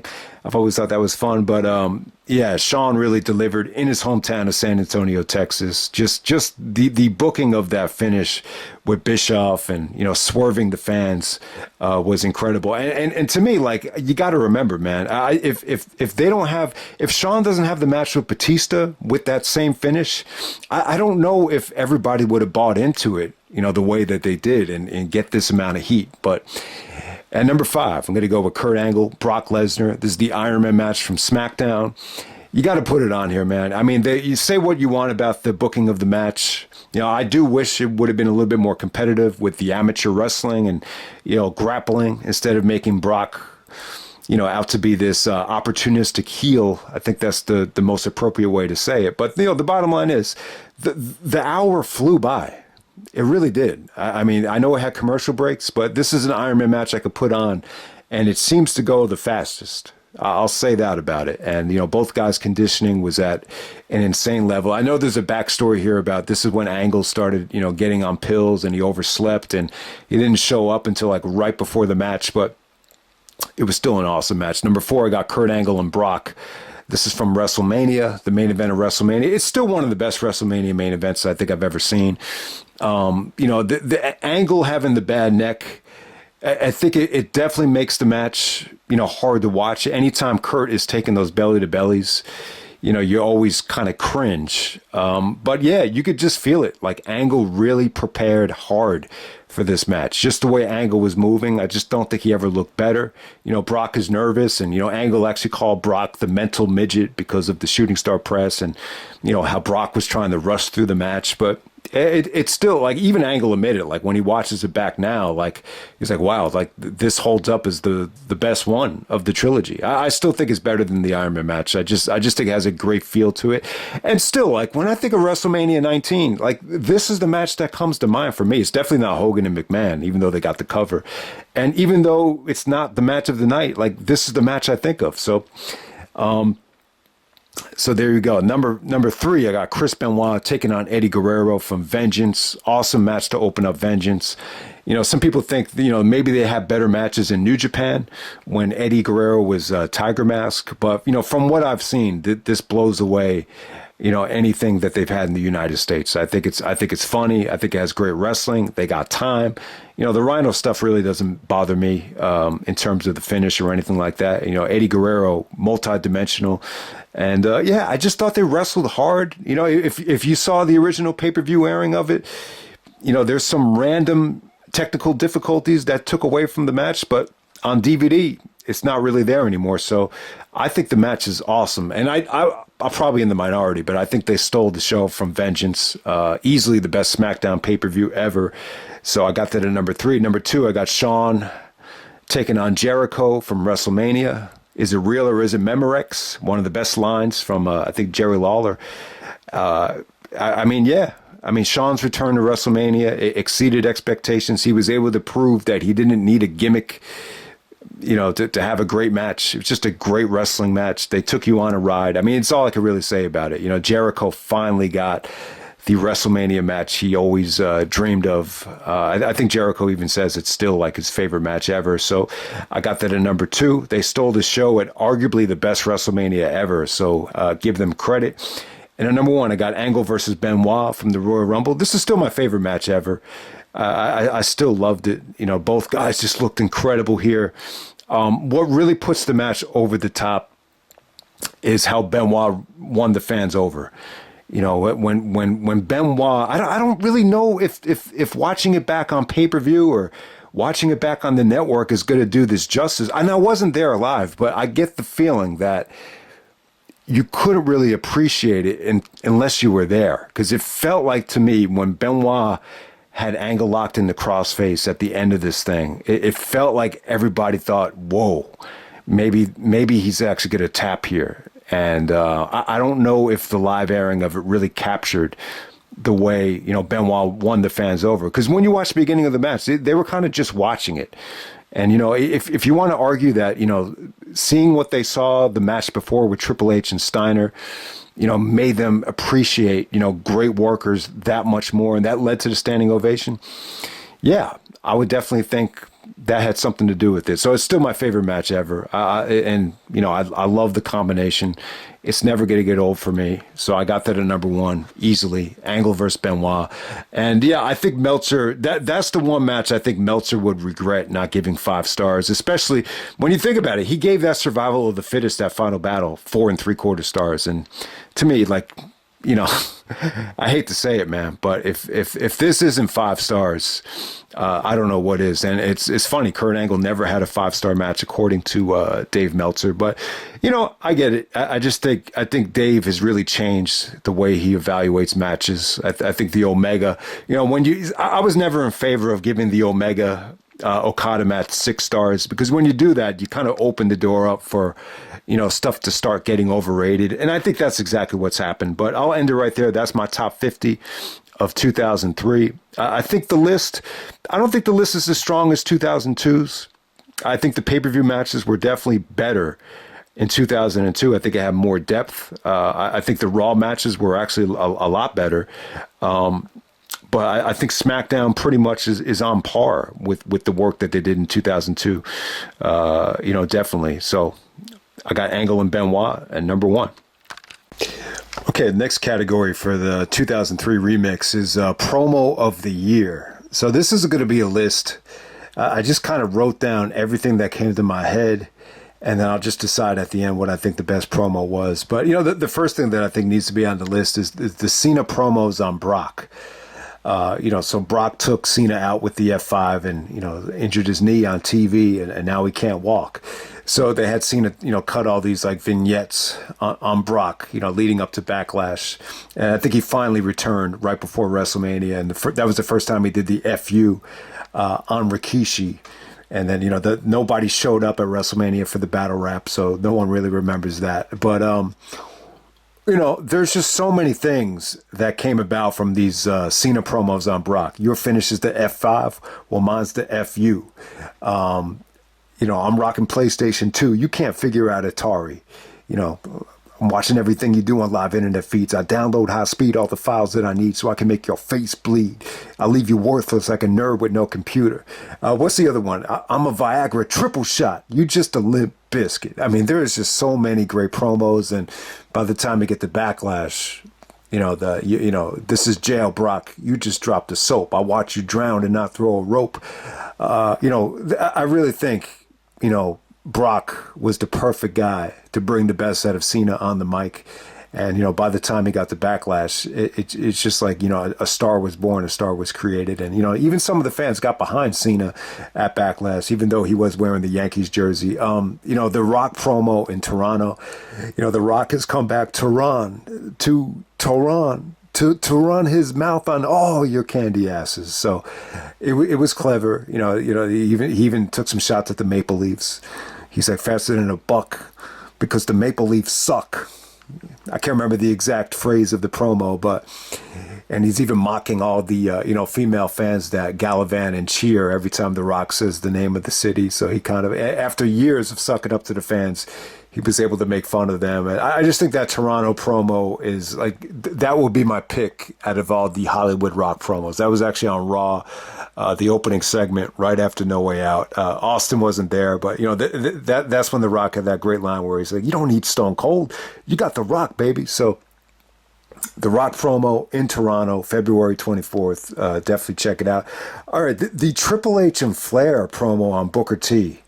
It's almost like a very racist promo where Flair is basically, it's really just Flair talking down to Booker T about knowing his place and, that the world championship is not reserved for people like you. Triple H even said, I understand that you're the 5-time WCW champion, but let's face it, Book, that place was a joke. And then Booker T was like, maybe you were right about some of the things that you said, but it won't change the fact that I will dance all over your punk ass. So what I remember about this promo is just Booker T's eyes. Like when Flair was spitting out all these racial remarks, you could just see Booker T's eyes just get really tense and really big. And I remember even my brother was like, man, Booker T, he's ready to explode. That was definitely a great promo. Say what you want about the racism stuff. It created tension, it created animosity. So it's good stuff there. Next up, you have the Foley and Triple H segment right before Bad Blood in the Hell in a Cell, where they played off their past and Triple H retiring Foley. And Foley's like, that's what you did do. What you did not do was take my pride, take my dignity. Once again, Foley and Triple H recreated that magic, and it triggered in a phenomenal buy rate, so give them credit. It was so good that you almost forgot that Nash was in the match. It's almost like it overshadowed Nash, which could be a negative or a positive, depending on how you look at it. The Cena and Angle segment from July 10th is crazy. I mean, they did a lot of good stuff leading up to No Mercy with the midget, where Kurt Angle is actually wearing is it a Jaguars jersey of Mark Brunell, where he's tapping out to the midget? So that's not it. So if you want to see the best Cena Angle segment ever, go to July 10th, I believe, from Toronto once again. And this is the first time Cena got a babyface reaction. As soon as Cena came out, they were chanting Cena's name as a heel. But Angle got a great reaction as well. Once again, Taz said you would think he won a Canadian gold medal. But yeah, Cena comes out and he's like, hey, Kurt, you got rocks in your brain? You forgot about John Cena. Your gold was out in 96. You need to sport a steel chain. And Angle actually started laughing when he said it because it was such a dope rhyme. And then he said, yeah, I know you and Brock are close friends, but Big Show, he needs a bra. That's not a triple threat match, Kurt. That's a menage a trois. And by the time y'all wrestle, it'd be an empty arena. The main event of Vengeance is Undertaker John Cena. And he's like, I'm like Terminator 2. You're just a Legally Blonde sequel. It makes me sick when you come out here and you run your little mouth. We in the great white north, but you can bite my white south. So yeah, really long-winded promo from Cena, but every line I thought was good. And and it ended up being a comedy fest. Angle, kicked the freestyle. He got the referee to do the Police Academy, sound effect. And, Angle said, hey, my name's Kurt Angle, and what the heck? I want to go medal with a broken frickin' neck. I may suck, but you just blow. And then, by the end of it, it got serious, and it was cool. It kind of set the stage, for their rivalry. It was just another great, Cena and Angle, piece of business. well over a year since Cena debuted, and totally different dynamic than the 2002 debut from Cena. So definitely check that out. I think it was one of the best things Cena did all year, and probably the funniest thing I think Angle has done, since the Austin stuff with the cowboy hat and the the vegetables and all the shenanigans that they did during the invasion. The Eddie and Cena El Paso segment is great. Cena got a nuclear amount of heat. Cena's basically talking down to Eddie. Almost like an anti-Latino promo, playing off the illegal immigrant thing. He's like, "You don't belong here, homie." So, Cena got an asshole chant. This is the only time I remember Cena getting an asshole chant other than One Night Stand. So there you go. The fans are just really behind Eddie. Tremendous atmosphere there, and yeah, you definitely had some. He definitely had some incredible heat in that segment. The Kurt Angle and Stephanie McMahon segment with Eric Angle. So, Angle had to use Eric to kind of weasel out of the championship match with Brock. Angle was supposed to drop the title to Brock and then change his mind. So they had to figure out the finish. And, Angle switched hoodies with his brother to get the small package on Brock. So Steph comes out and she's like, if you try to weasel your way out of this match with outside interference or anything, you'll be disqualified. And then Angle just lost it. Like, you could tell there was real emotion here.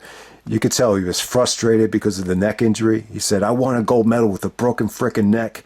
First time I think Angle ever said that.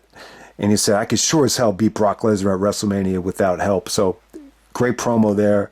A totally different dynamic between Kurt and Steph. Instead of, Kurt sucking up to Steph, this is Kurt just kind of, being an Olympian, being a competitor, and just being, intense. So I love the segment there. And Steph, played her role. She was straight up business. So that was great. The Cena promo in the graveyard was incredible. Where Cena basically said, "Scared to death to pass this legend the torch."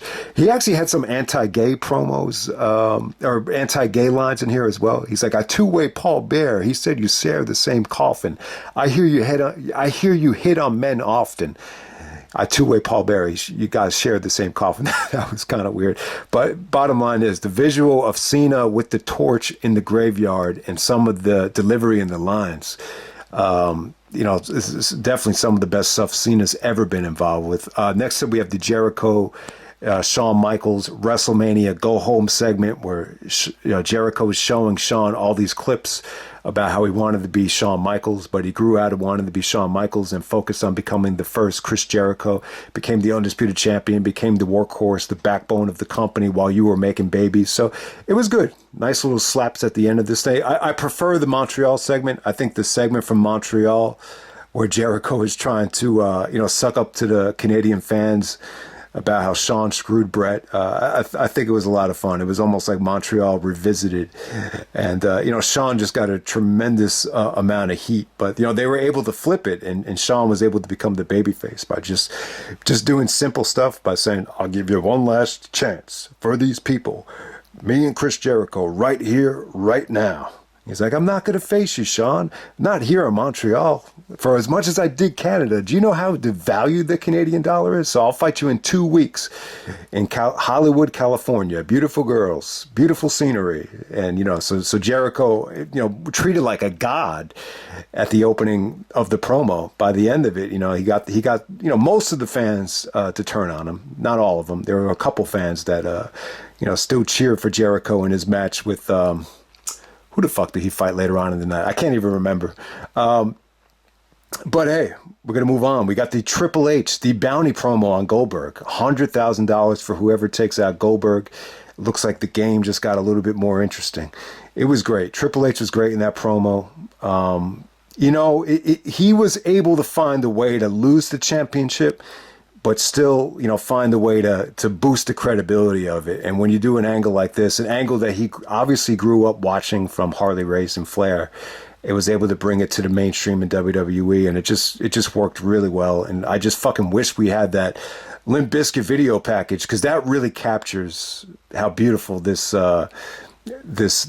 feud was. It definitely did. But yeah, definitely try to hunt that down if you get a chance. The Triple H bounty on Goldberg promo. was incredible, and obviously it was Batista that won the money as he returned.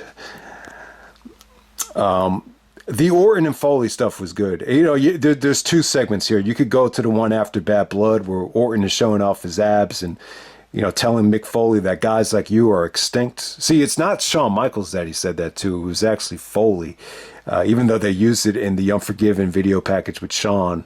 But yeah, I think the most memorable stuff that Orton and Foley did together in terms of a segment would be the spitting angle. Like when Orton was mocking Foley for walking out, and Bischoff was saying the stipulation's still intact. You lose your co-GM role if you walk out on this match. And Orton is saying, "Is that a tear? Is that a tear?"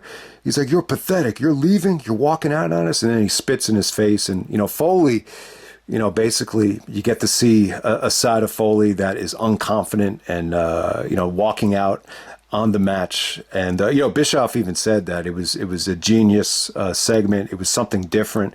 It was something you could play off of and build to once you get to WrestleMania. And when you finally did get Foley in shape and ready for business, it definitely paid off. So that's the night after Armageddon. Orton spitting in Foley's face. The John Cena promo on Vince right after Survivor Series was good. So Vince is like all broken down and beaten up from the Undertaker shovel shot. He has a concussion. He's all bloody and he's on crutches. Sable is with him. Sable looks hot as hell, but it gave Cena some ammunition to shoot on Vince. And the whole thing with Vince and Sable, it's not gonna age well for everybody considering what went on. I mean, when Sable said she was fed up with a lot of stuff, it's almost like, well, what does she exactly mean by that? But Cena even hit on it. He was like, "She's only with you for the money, Holmes. When she's done with you, she comes to tickle my funny bones." But what you take away from this promo is you could see Cena was able to connect with the audience in a way where Vince was even surprised by it, to understand the slang in Houston, to understand, every single city has a different, type of demeanor, a different type of slang, whether it be Detroit, whether it be Houston, whether it be the West Coast, whether it be the East Coast. And that's from listening to hip hop. Someone like Vince, who never listened to hip hop, is not going to be aware that, the rapping during the 90s in Newark, New Jersey is going to be totally different than some of the rap that you heard on the Bay Area. And Cena understands that. So he could connect with different audiences on different levels. And you could see the stare down between Cena and Vince. You could see Vince starting to gain confidence and starting to think, all right, this guy he's definitely different. The Rock and Hogan segment from SmackDown was hilarious. There's a couple of them. The tofu one was kind of funny, where The Rock is like, "Wait, hold on, Hogan. The tofu's ready. The Rock has got to go." And then Rock is like, "Well, Hogan, don't bore the people." He's like, and then Hogan's like, "You think my people are boring? You think I'm going to bore the people?" So yeah, that was a great promo. And then there's another promo where Rock is like, just making fun of Hogan. What you gonna do? And Rock kind of goes into some over the top theatrics on Hogan. That was another funny Rock Hollywood Rock segment. And then the Rock concert as well. When Austin comes out, he actually calls an ambulance and follows the ambulance just like they did in Die Hard to get into the building. It was cool. It was actually the Hurricane that actually drove the car into the building. And then The Rock is like, "Oh, police, arrest him. That's the Hamburglar.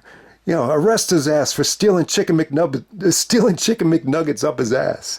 And then Austin comes out, and you get the go home segment between Rock and Austin in the concert at Sacramento. Yeah, also Rock had some great lines where he shit on the Sacramento fans. He said the best part about Sacramento is leaving Sacramento, and he'll be sure to come back when the Lakers beat the Kings in May, because the Lakers had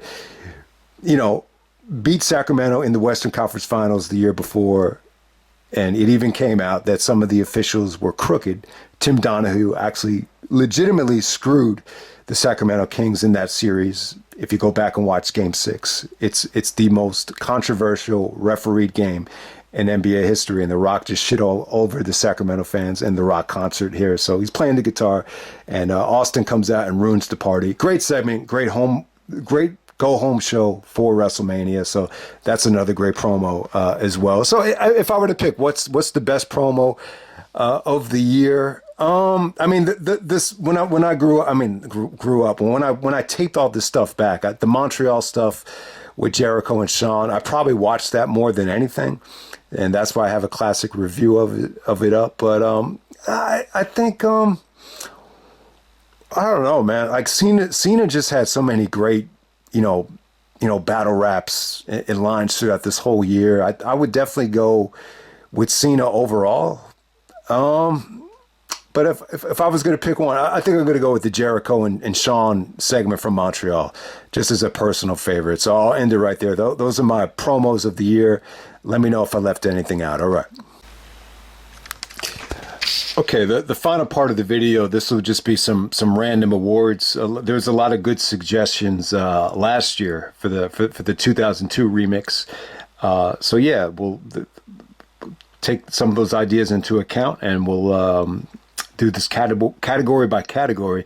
The moment of the year in 2003. So I'm going to try to kind of look beyond anything that happened in a particular match. I guess the biggest moment of the year from a match standpoint will be Brock's shooting star press. Even though he didn't hit it, it's considered like one of the best WrestleMania moments ever.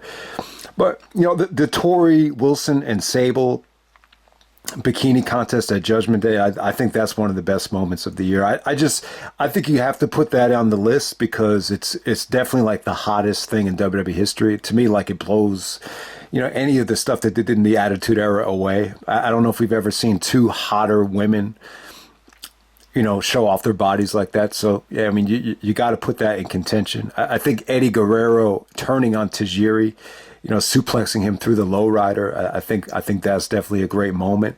My pick would actually be Kane. I'm asking. I'm not a big Kane fan. I think the match was kind of crappy. The stuff between Triple H and Kane, they just had no chemistry at that time. And it's funny because I don't think their work was that bad. A couple years earlier. I thought that chain match at Judgment Day 2001 was actually pretty good, but I got to go with Kane. I'm asking, just the way it was done, just the way they made Kane look. RVD, his reaction to it was great. I mean that was like the simplest heel turn ever. You just take off the mask and become a totally different character, a totally different person, and so I got to give it up to that. I mean. At the time, did we know that, we're going to have to suffer through all these Kane storylines throughout the rest of the year? Probably not. But it was pretty damn cool. I mean, it was unique because, it totally changed their perception of Kane just from taking off the match. He goes from being stale as shit to being the most badass fucking heel that there ever was. So, the biggest story of 2003. What was the biggest story of 2003? When you look back on it, I'm trying to think of it like from a non-wrestling standpoint, like the biggest story within the business side of the company. I do remember, just playing in pickup games at the park. The discussion to the perception of WWE and on the stock market was that the company wasn't doing well in 2003. I do remember that the war was going on in Iraq, and SmackDown was getting preempted, and the WrestleMania press conference still was loaded with fans lining up despite there being a war. I mean, so that's a pretty big news story.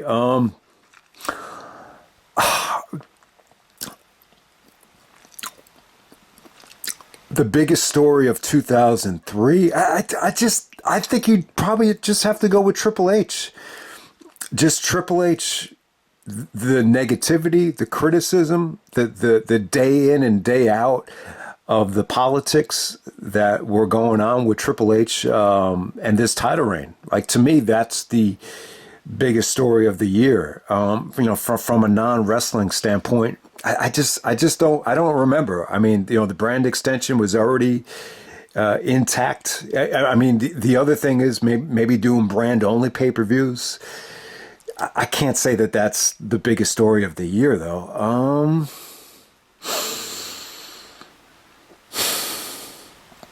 I think injuries too. I think some of the injuries were pretty big stories. Kurt Angle, going down right before WrestleMania, Edge going out with neck surgery, Austin going out with neck surgery for good. Not coming back, and the plug was finally pulled on his career. I think there is too many injuries once you get to WrestleMania. I mean, Taz said it the best. You can't have two, three, four guys out with neck surgery at the same time. Something needs to be done. So maybe that's another issue. Like I think the injuries from 2003, part of the decline with this company as well. So the top five TV episodes of the year. I mean, some of the easy ones. The SmackDown with the Iron Man match between Brock and Angle. You have to put that up in there. The SmackDown with Benoit and Cena, and then Brock and Benoit in the main event in December. That's an easy one to put up there. I think the SmackDown from El Paso, Texas, in Eddie Guerrero's hometown, where they did Eddie and Cena, with Cena actually stealing the rims and FUing Eddie on the tires. You also had Undertaker winning the number one contenders match to face Angle. The match was Taker, Brock, and Big Show. Not a great match, kind of lethargic, but it definitely had its moments. Great finish. You had Big Show off of his feet, plenty of times in that match. So that's another great SmackDown. So that's three of them. You know, the SmackDown right after the Rumble was great. Benoit got a tremendous reaction, to open up SmackDown coming off the standing ovation. He had a really good match with Charlie Haas, and, Angle had a great non-title match with Mysterio. I just think some of these episodes, when Angle was still involved with Team Angle, really hold up well. So that will be the January 23rd episode. Definitely check that one out. So it's mostly SmackDown stuff. The best episode from Raw, I think you have to go with the Raw after No Way Out. I think the Raw, the go home show for WrestleMania was very well done with the Rock concert. You had the Jericho and Michaels, the nostalgia segment to set up their WrestleMania match. So I think that's another good one. I think Kane unmasking in Madison Square Garden, the Madison Square Garden Raw. Jericho did the highlight reel with Lance Storm, where they're trying to call Austin out and take legal action against him for calling Lance Storm boring. Kane unmasks in the main event after he loses to Triple H. So that's definitely a great episode.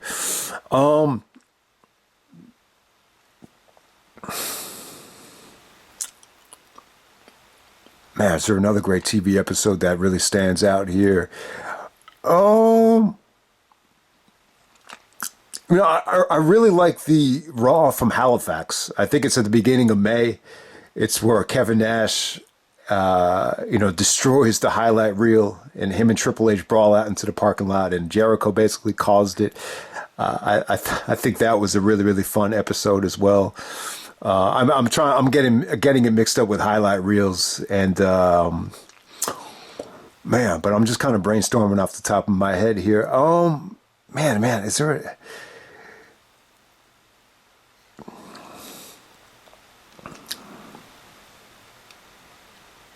I think the SmackDown where Kurt Angle returns in San Diego, and then Mysterio wins the Cruiserweight Championship in front of Dominic and his wife against Matt Hardy. I think that's an awesome SmackDown. I remember watching it at my dad's apartment. That was a really good nostalgia show. No doubt about it. So those are a couple of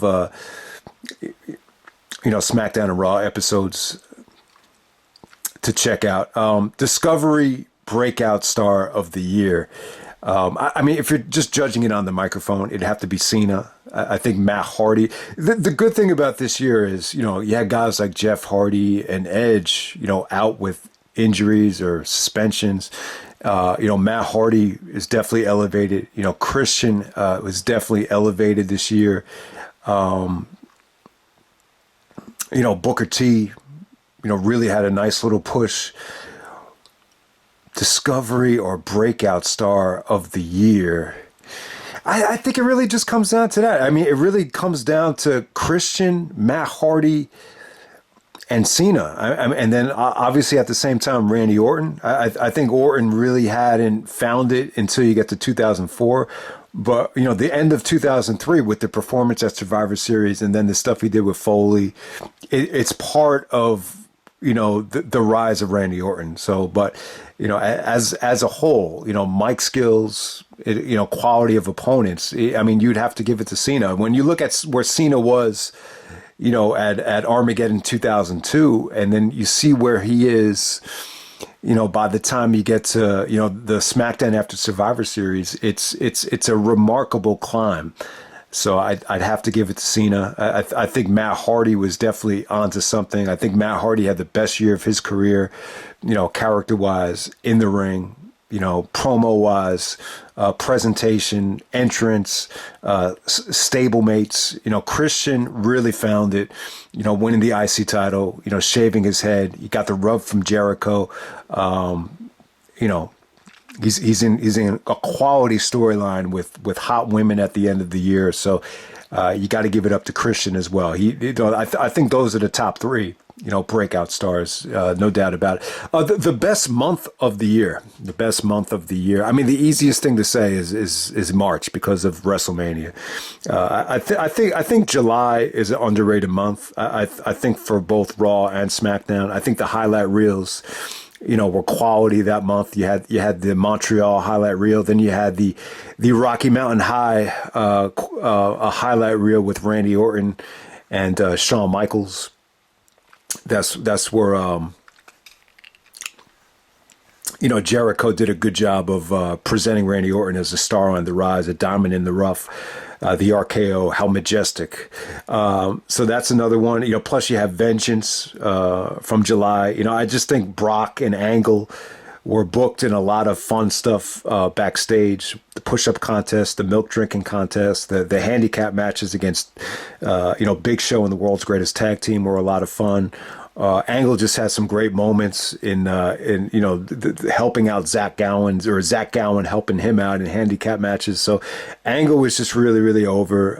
You know, Cena was cutting some of the best promos of his career on Angle and The Undertaker in July. So July is definitely, I would definitely say that's the month of the summer. I think the summer was a really good month, you know, for Raw and SmackDown. I would say that, you know, when you get to the fall of 2003, I think that's the roughest time I think the company had. I just think that got the most criticism, especially with the McMahons being on TV too much, and, you know, Triple H winning the belt back. You know, that I remember that definitely got a lot of criticism. Plus, I think the monotony kind of set in for guys like Angle with the injuries, and, you know, maybe he rushed back too soon. So I would definitely say the fall was a little bit weaker than the summer. I think the summertime, I think storyline wise, you know, you had a nice little mix of quality on Raw and SmackDown. I would actually say July was the best month of the summer. Yeah, June was a pretty good month as well. I mean, either June or July,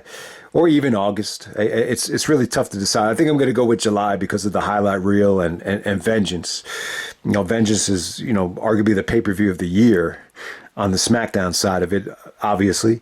I think January was a really good month as well. I think January, February.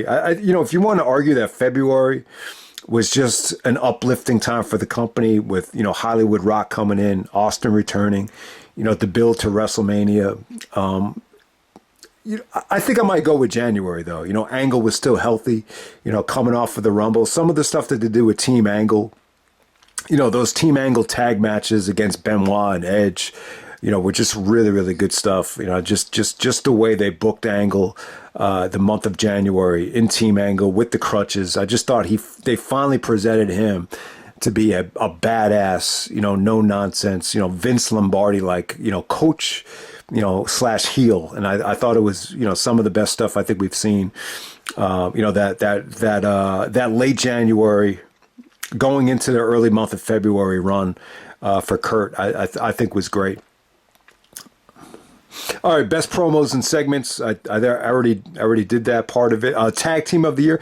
My tag team of the year would be Charlie Haas and Shelton Benjamin. Whether you want to call them Team Angle or the world's greatest tag team, I think they were great. I think they were refreshing. I think they brought a level of athleticism, competition. I think mic skills wise. Charlie got on the mic a little bit more, especially when it came time to break apart, Kurt or do the split with Kurt. Kurt regrets doing this, but, the bottom line is I think Charlie and Shelton are phenomenal talents. They wrestled a lot this year. I mean, whether it be handicap matches or, tag team matches, ladder matches, they did some fun stuff with the Guerrero. They took a ton of Germans from Benoit.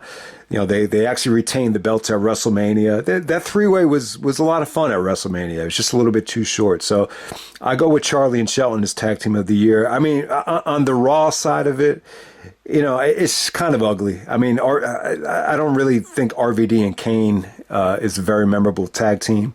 Lance Storm was involved, tagging up with Regal and Chief Morley. The Dudleys were kind of stale as shit. So I can't say that there's a tag team on Raw that really, stands out. But, the Guerreros and the world's greatest tag team, those will be the two ones. But because of the injury to Chavo, I think it really kind of opened the door up for Charlie and Shelton to kind of walk away with the award no matter what. The comeback of the year, Goldberg, probably had the biggest, most hyped comeback of the year. Just so many people are just so negative on Goldberg's return that it's hard to say it's the comeback of the year. Different people had different philosophies of how to book Goldberg, book him in squash matches, or do you book him in, back and forth wrestling matches like he had against Jericho or had against Christian, where you have Christian actually dominating a huge bulk of the match. I don't know. I'm not sure exactly what the right way to bring Goldberg back was. I don't think it was awful. It definitely, created buzz. It created life. And I'm always going to look back on it like the biggest pay-per-view party we ever had, to the point where I had to totally reshuffle. I had to go find chairs and try to make room. And, you got to give Goldberg credit because that's the pay-per-view where it happened. You have more people show up there than ever. So I'm not going to say it was a total flop. The Elimination Chamber, was very memorable. So it wasn't a total flop. I'm just not a big fan of, giving a guy a title that was a little bit reluctant to come back and, really didn't want to stay for the long haul. That's the part of it that I kind of have an issue with. But I just think in terms of, what's the most impressive comeback to me is Kurt Angle. The fact that he was able to, find a surgeon that was able to, speed up the process that quickly, to go from 2.5 months, coming back in 2.5 months where it normally keeps you out over a whole year. Benoit missed over a year from King of the Ring 2001 to Vengeance 2002. It's incredible. And when Kurt had his first match against Charlie Haas, it was really fascinating because the fans kind of understood. Like, they kind of reacted to the unexpected match against Charlie. Like, I can't believe Angle is wrestling this soon. This feels like a miracle, or this feels like a dream. To me, like, comeback of the year is Kurt Angle. There's no doubt about it. I mean, the fact that he was able to bounce back from what almost caused him paralysis is incredible. The champion of the year, I'm going to go with Kurt. I think Kurt's reign from Armageddon 2002 to WrestleMania 30. I'm sorry, WrestleMania 19. Jesus Christ, what am I smoking? Armageddon 2002 to WrestleMania 19. I think it's the most impressive championship reign of the year. I think at that time Angle was better than ever. I think that's your prime Kurt Angle in terms of knowing how to wrestle and just being able to move. He was able to combine the two. I mean, some people are going to like the Angle from 2006 because it's a little bit more intense and it reminds him of some of the Warriors from Japan or whatever. But I think that's the best version of Kurt. I think they booked him well. I think him leading the stable was really, really cool. the downside of it is that he was injured, so he didn't really get to wrestle a lot. The last month of the reign. So yeah, I mean, you could definitely argue that Brock's reign from WrestleMania and on, should be the best reign. Triple H definitely had the longest reign. I just don't think. I just don't think Triple H's reign was that satisfying for the fans. I think a lot of people found it very repetitive with the Flair interference and the low blows, and the quality of opponents just wasn't there as well.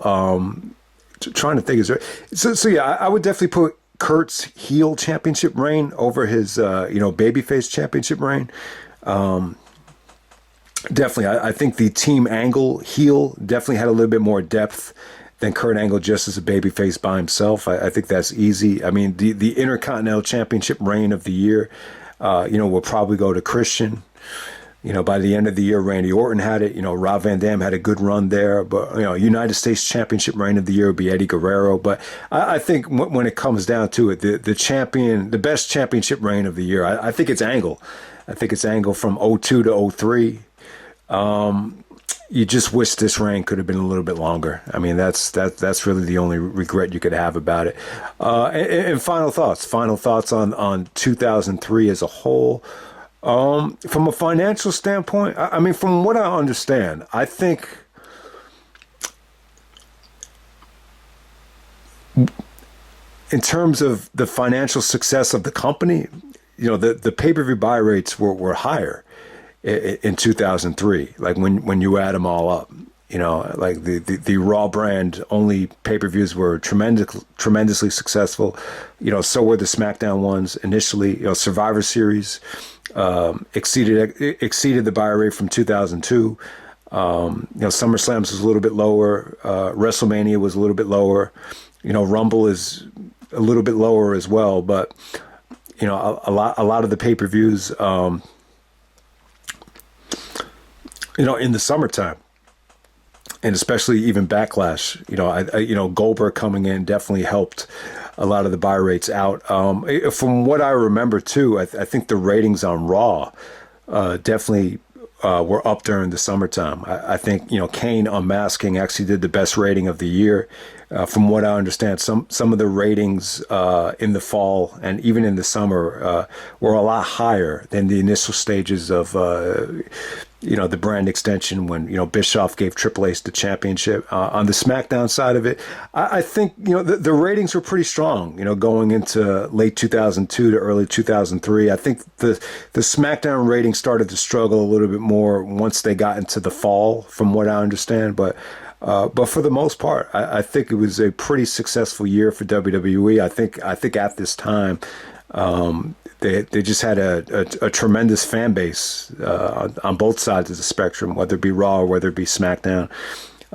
So yeah, I think it's funny. Like, I remember Austin saying that he on Bite This that he kind of wished that the company was kind of like it was back in 1998.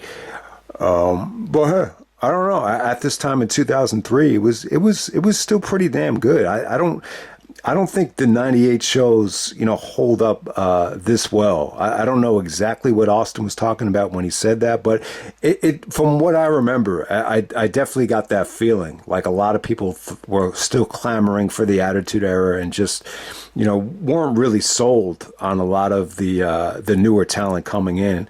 But when you look back on it, both rosters were pretty damn good. I think more than anything, when you look back at 2003, I don't think the pay-per-view quality was as strong.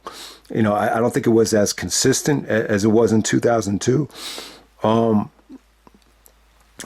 I definitely think Raw as a whole, definitely storyline wise was an upgrade from 2002. From the later stages of 2002, I definitely think Raw definitely improved storyline wise.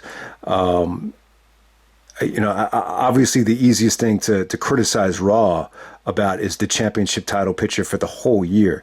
But I think storyline wise, I think Raw definitely got better, a little bit more entertaining, had a little bit more variety throughout the whole year. On the SmackDown side of it, I think SmackDown was still the superior brand in terms of wrestling. I definitely think SmackDown overall was still the better brand.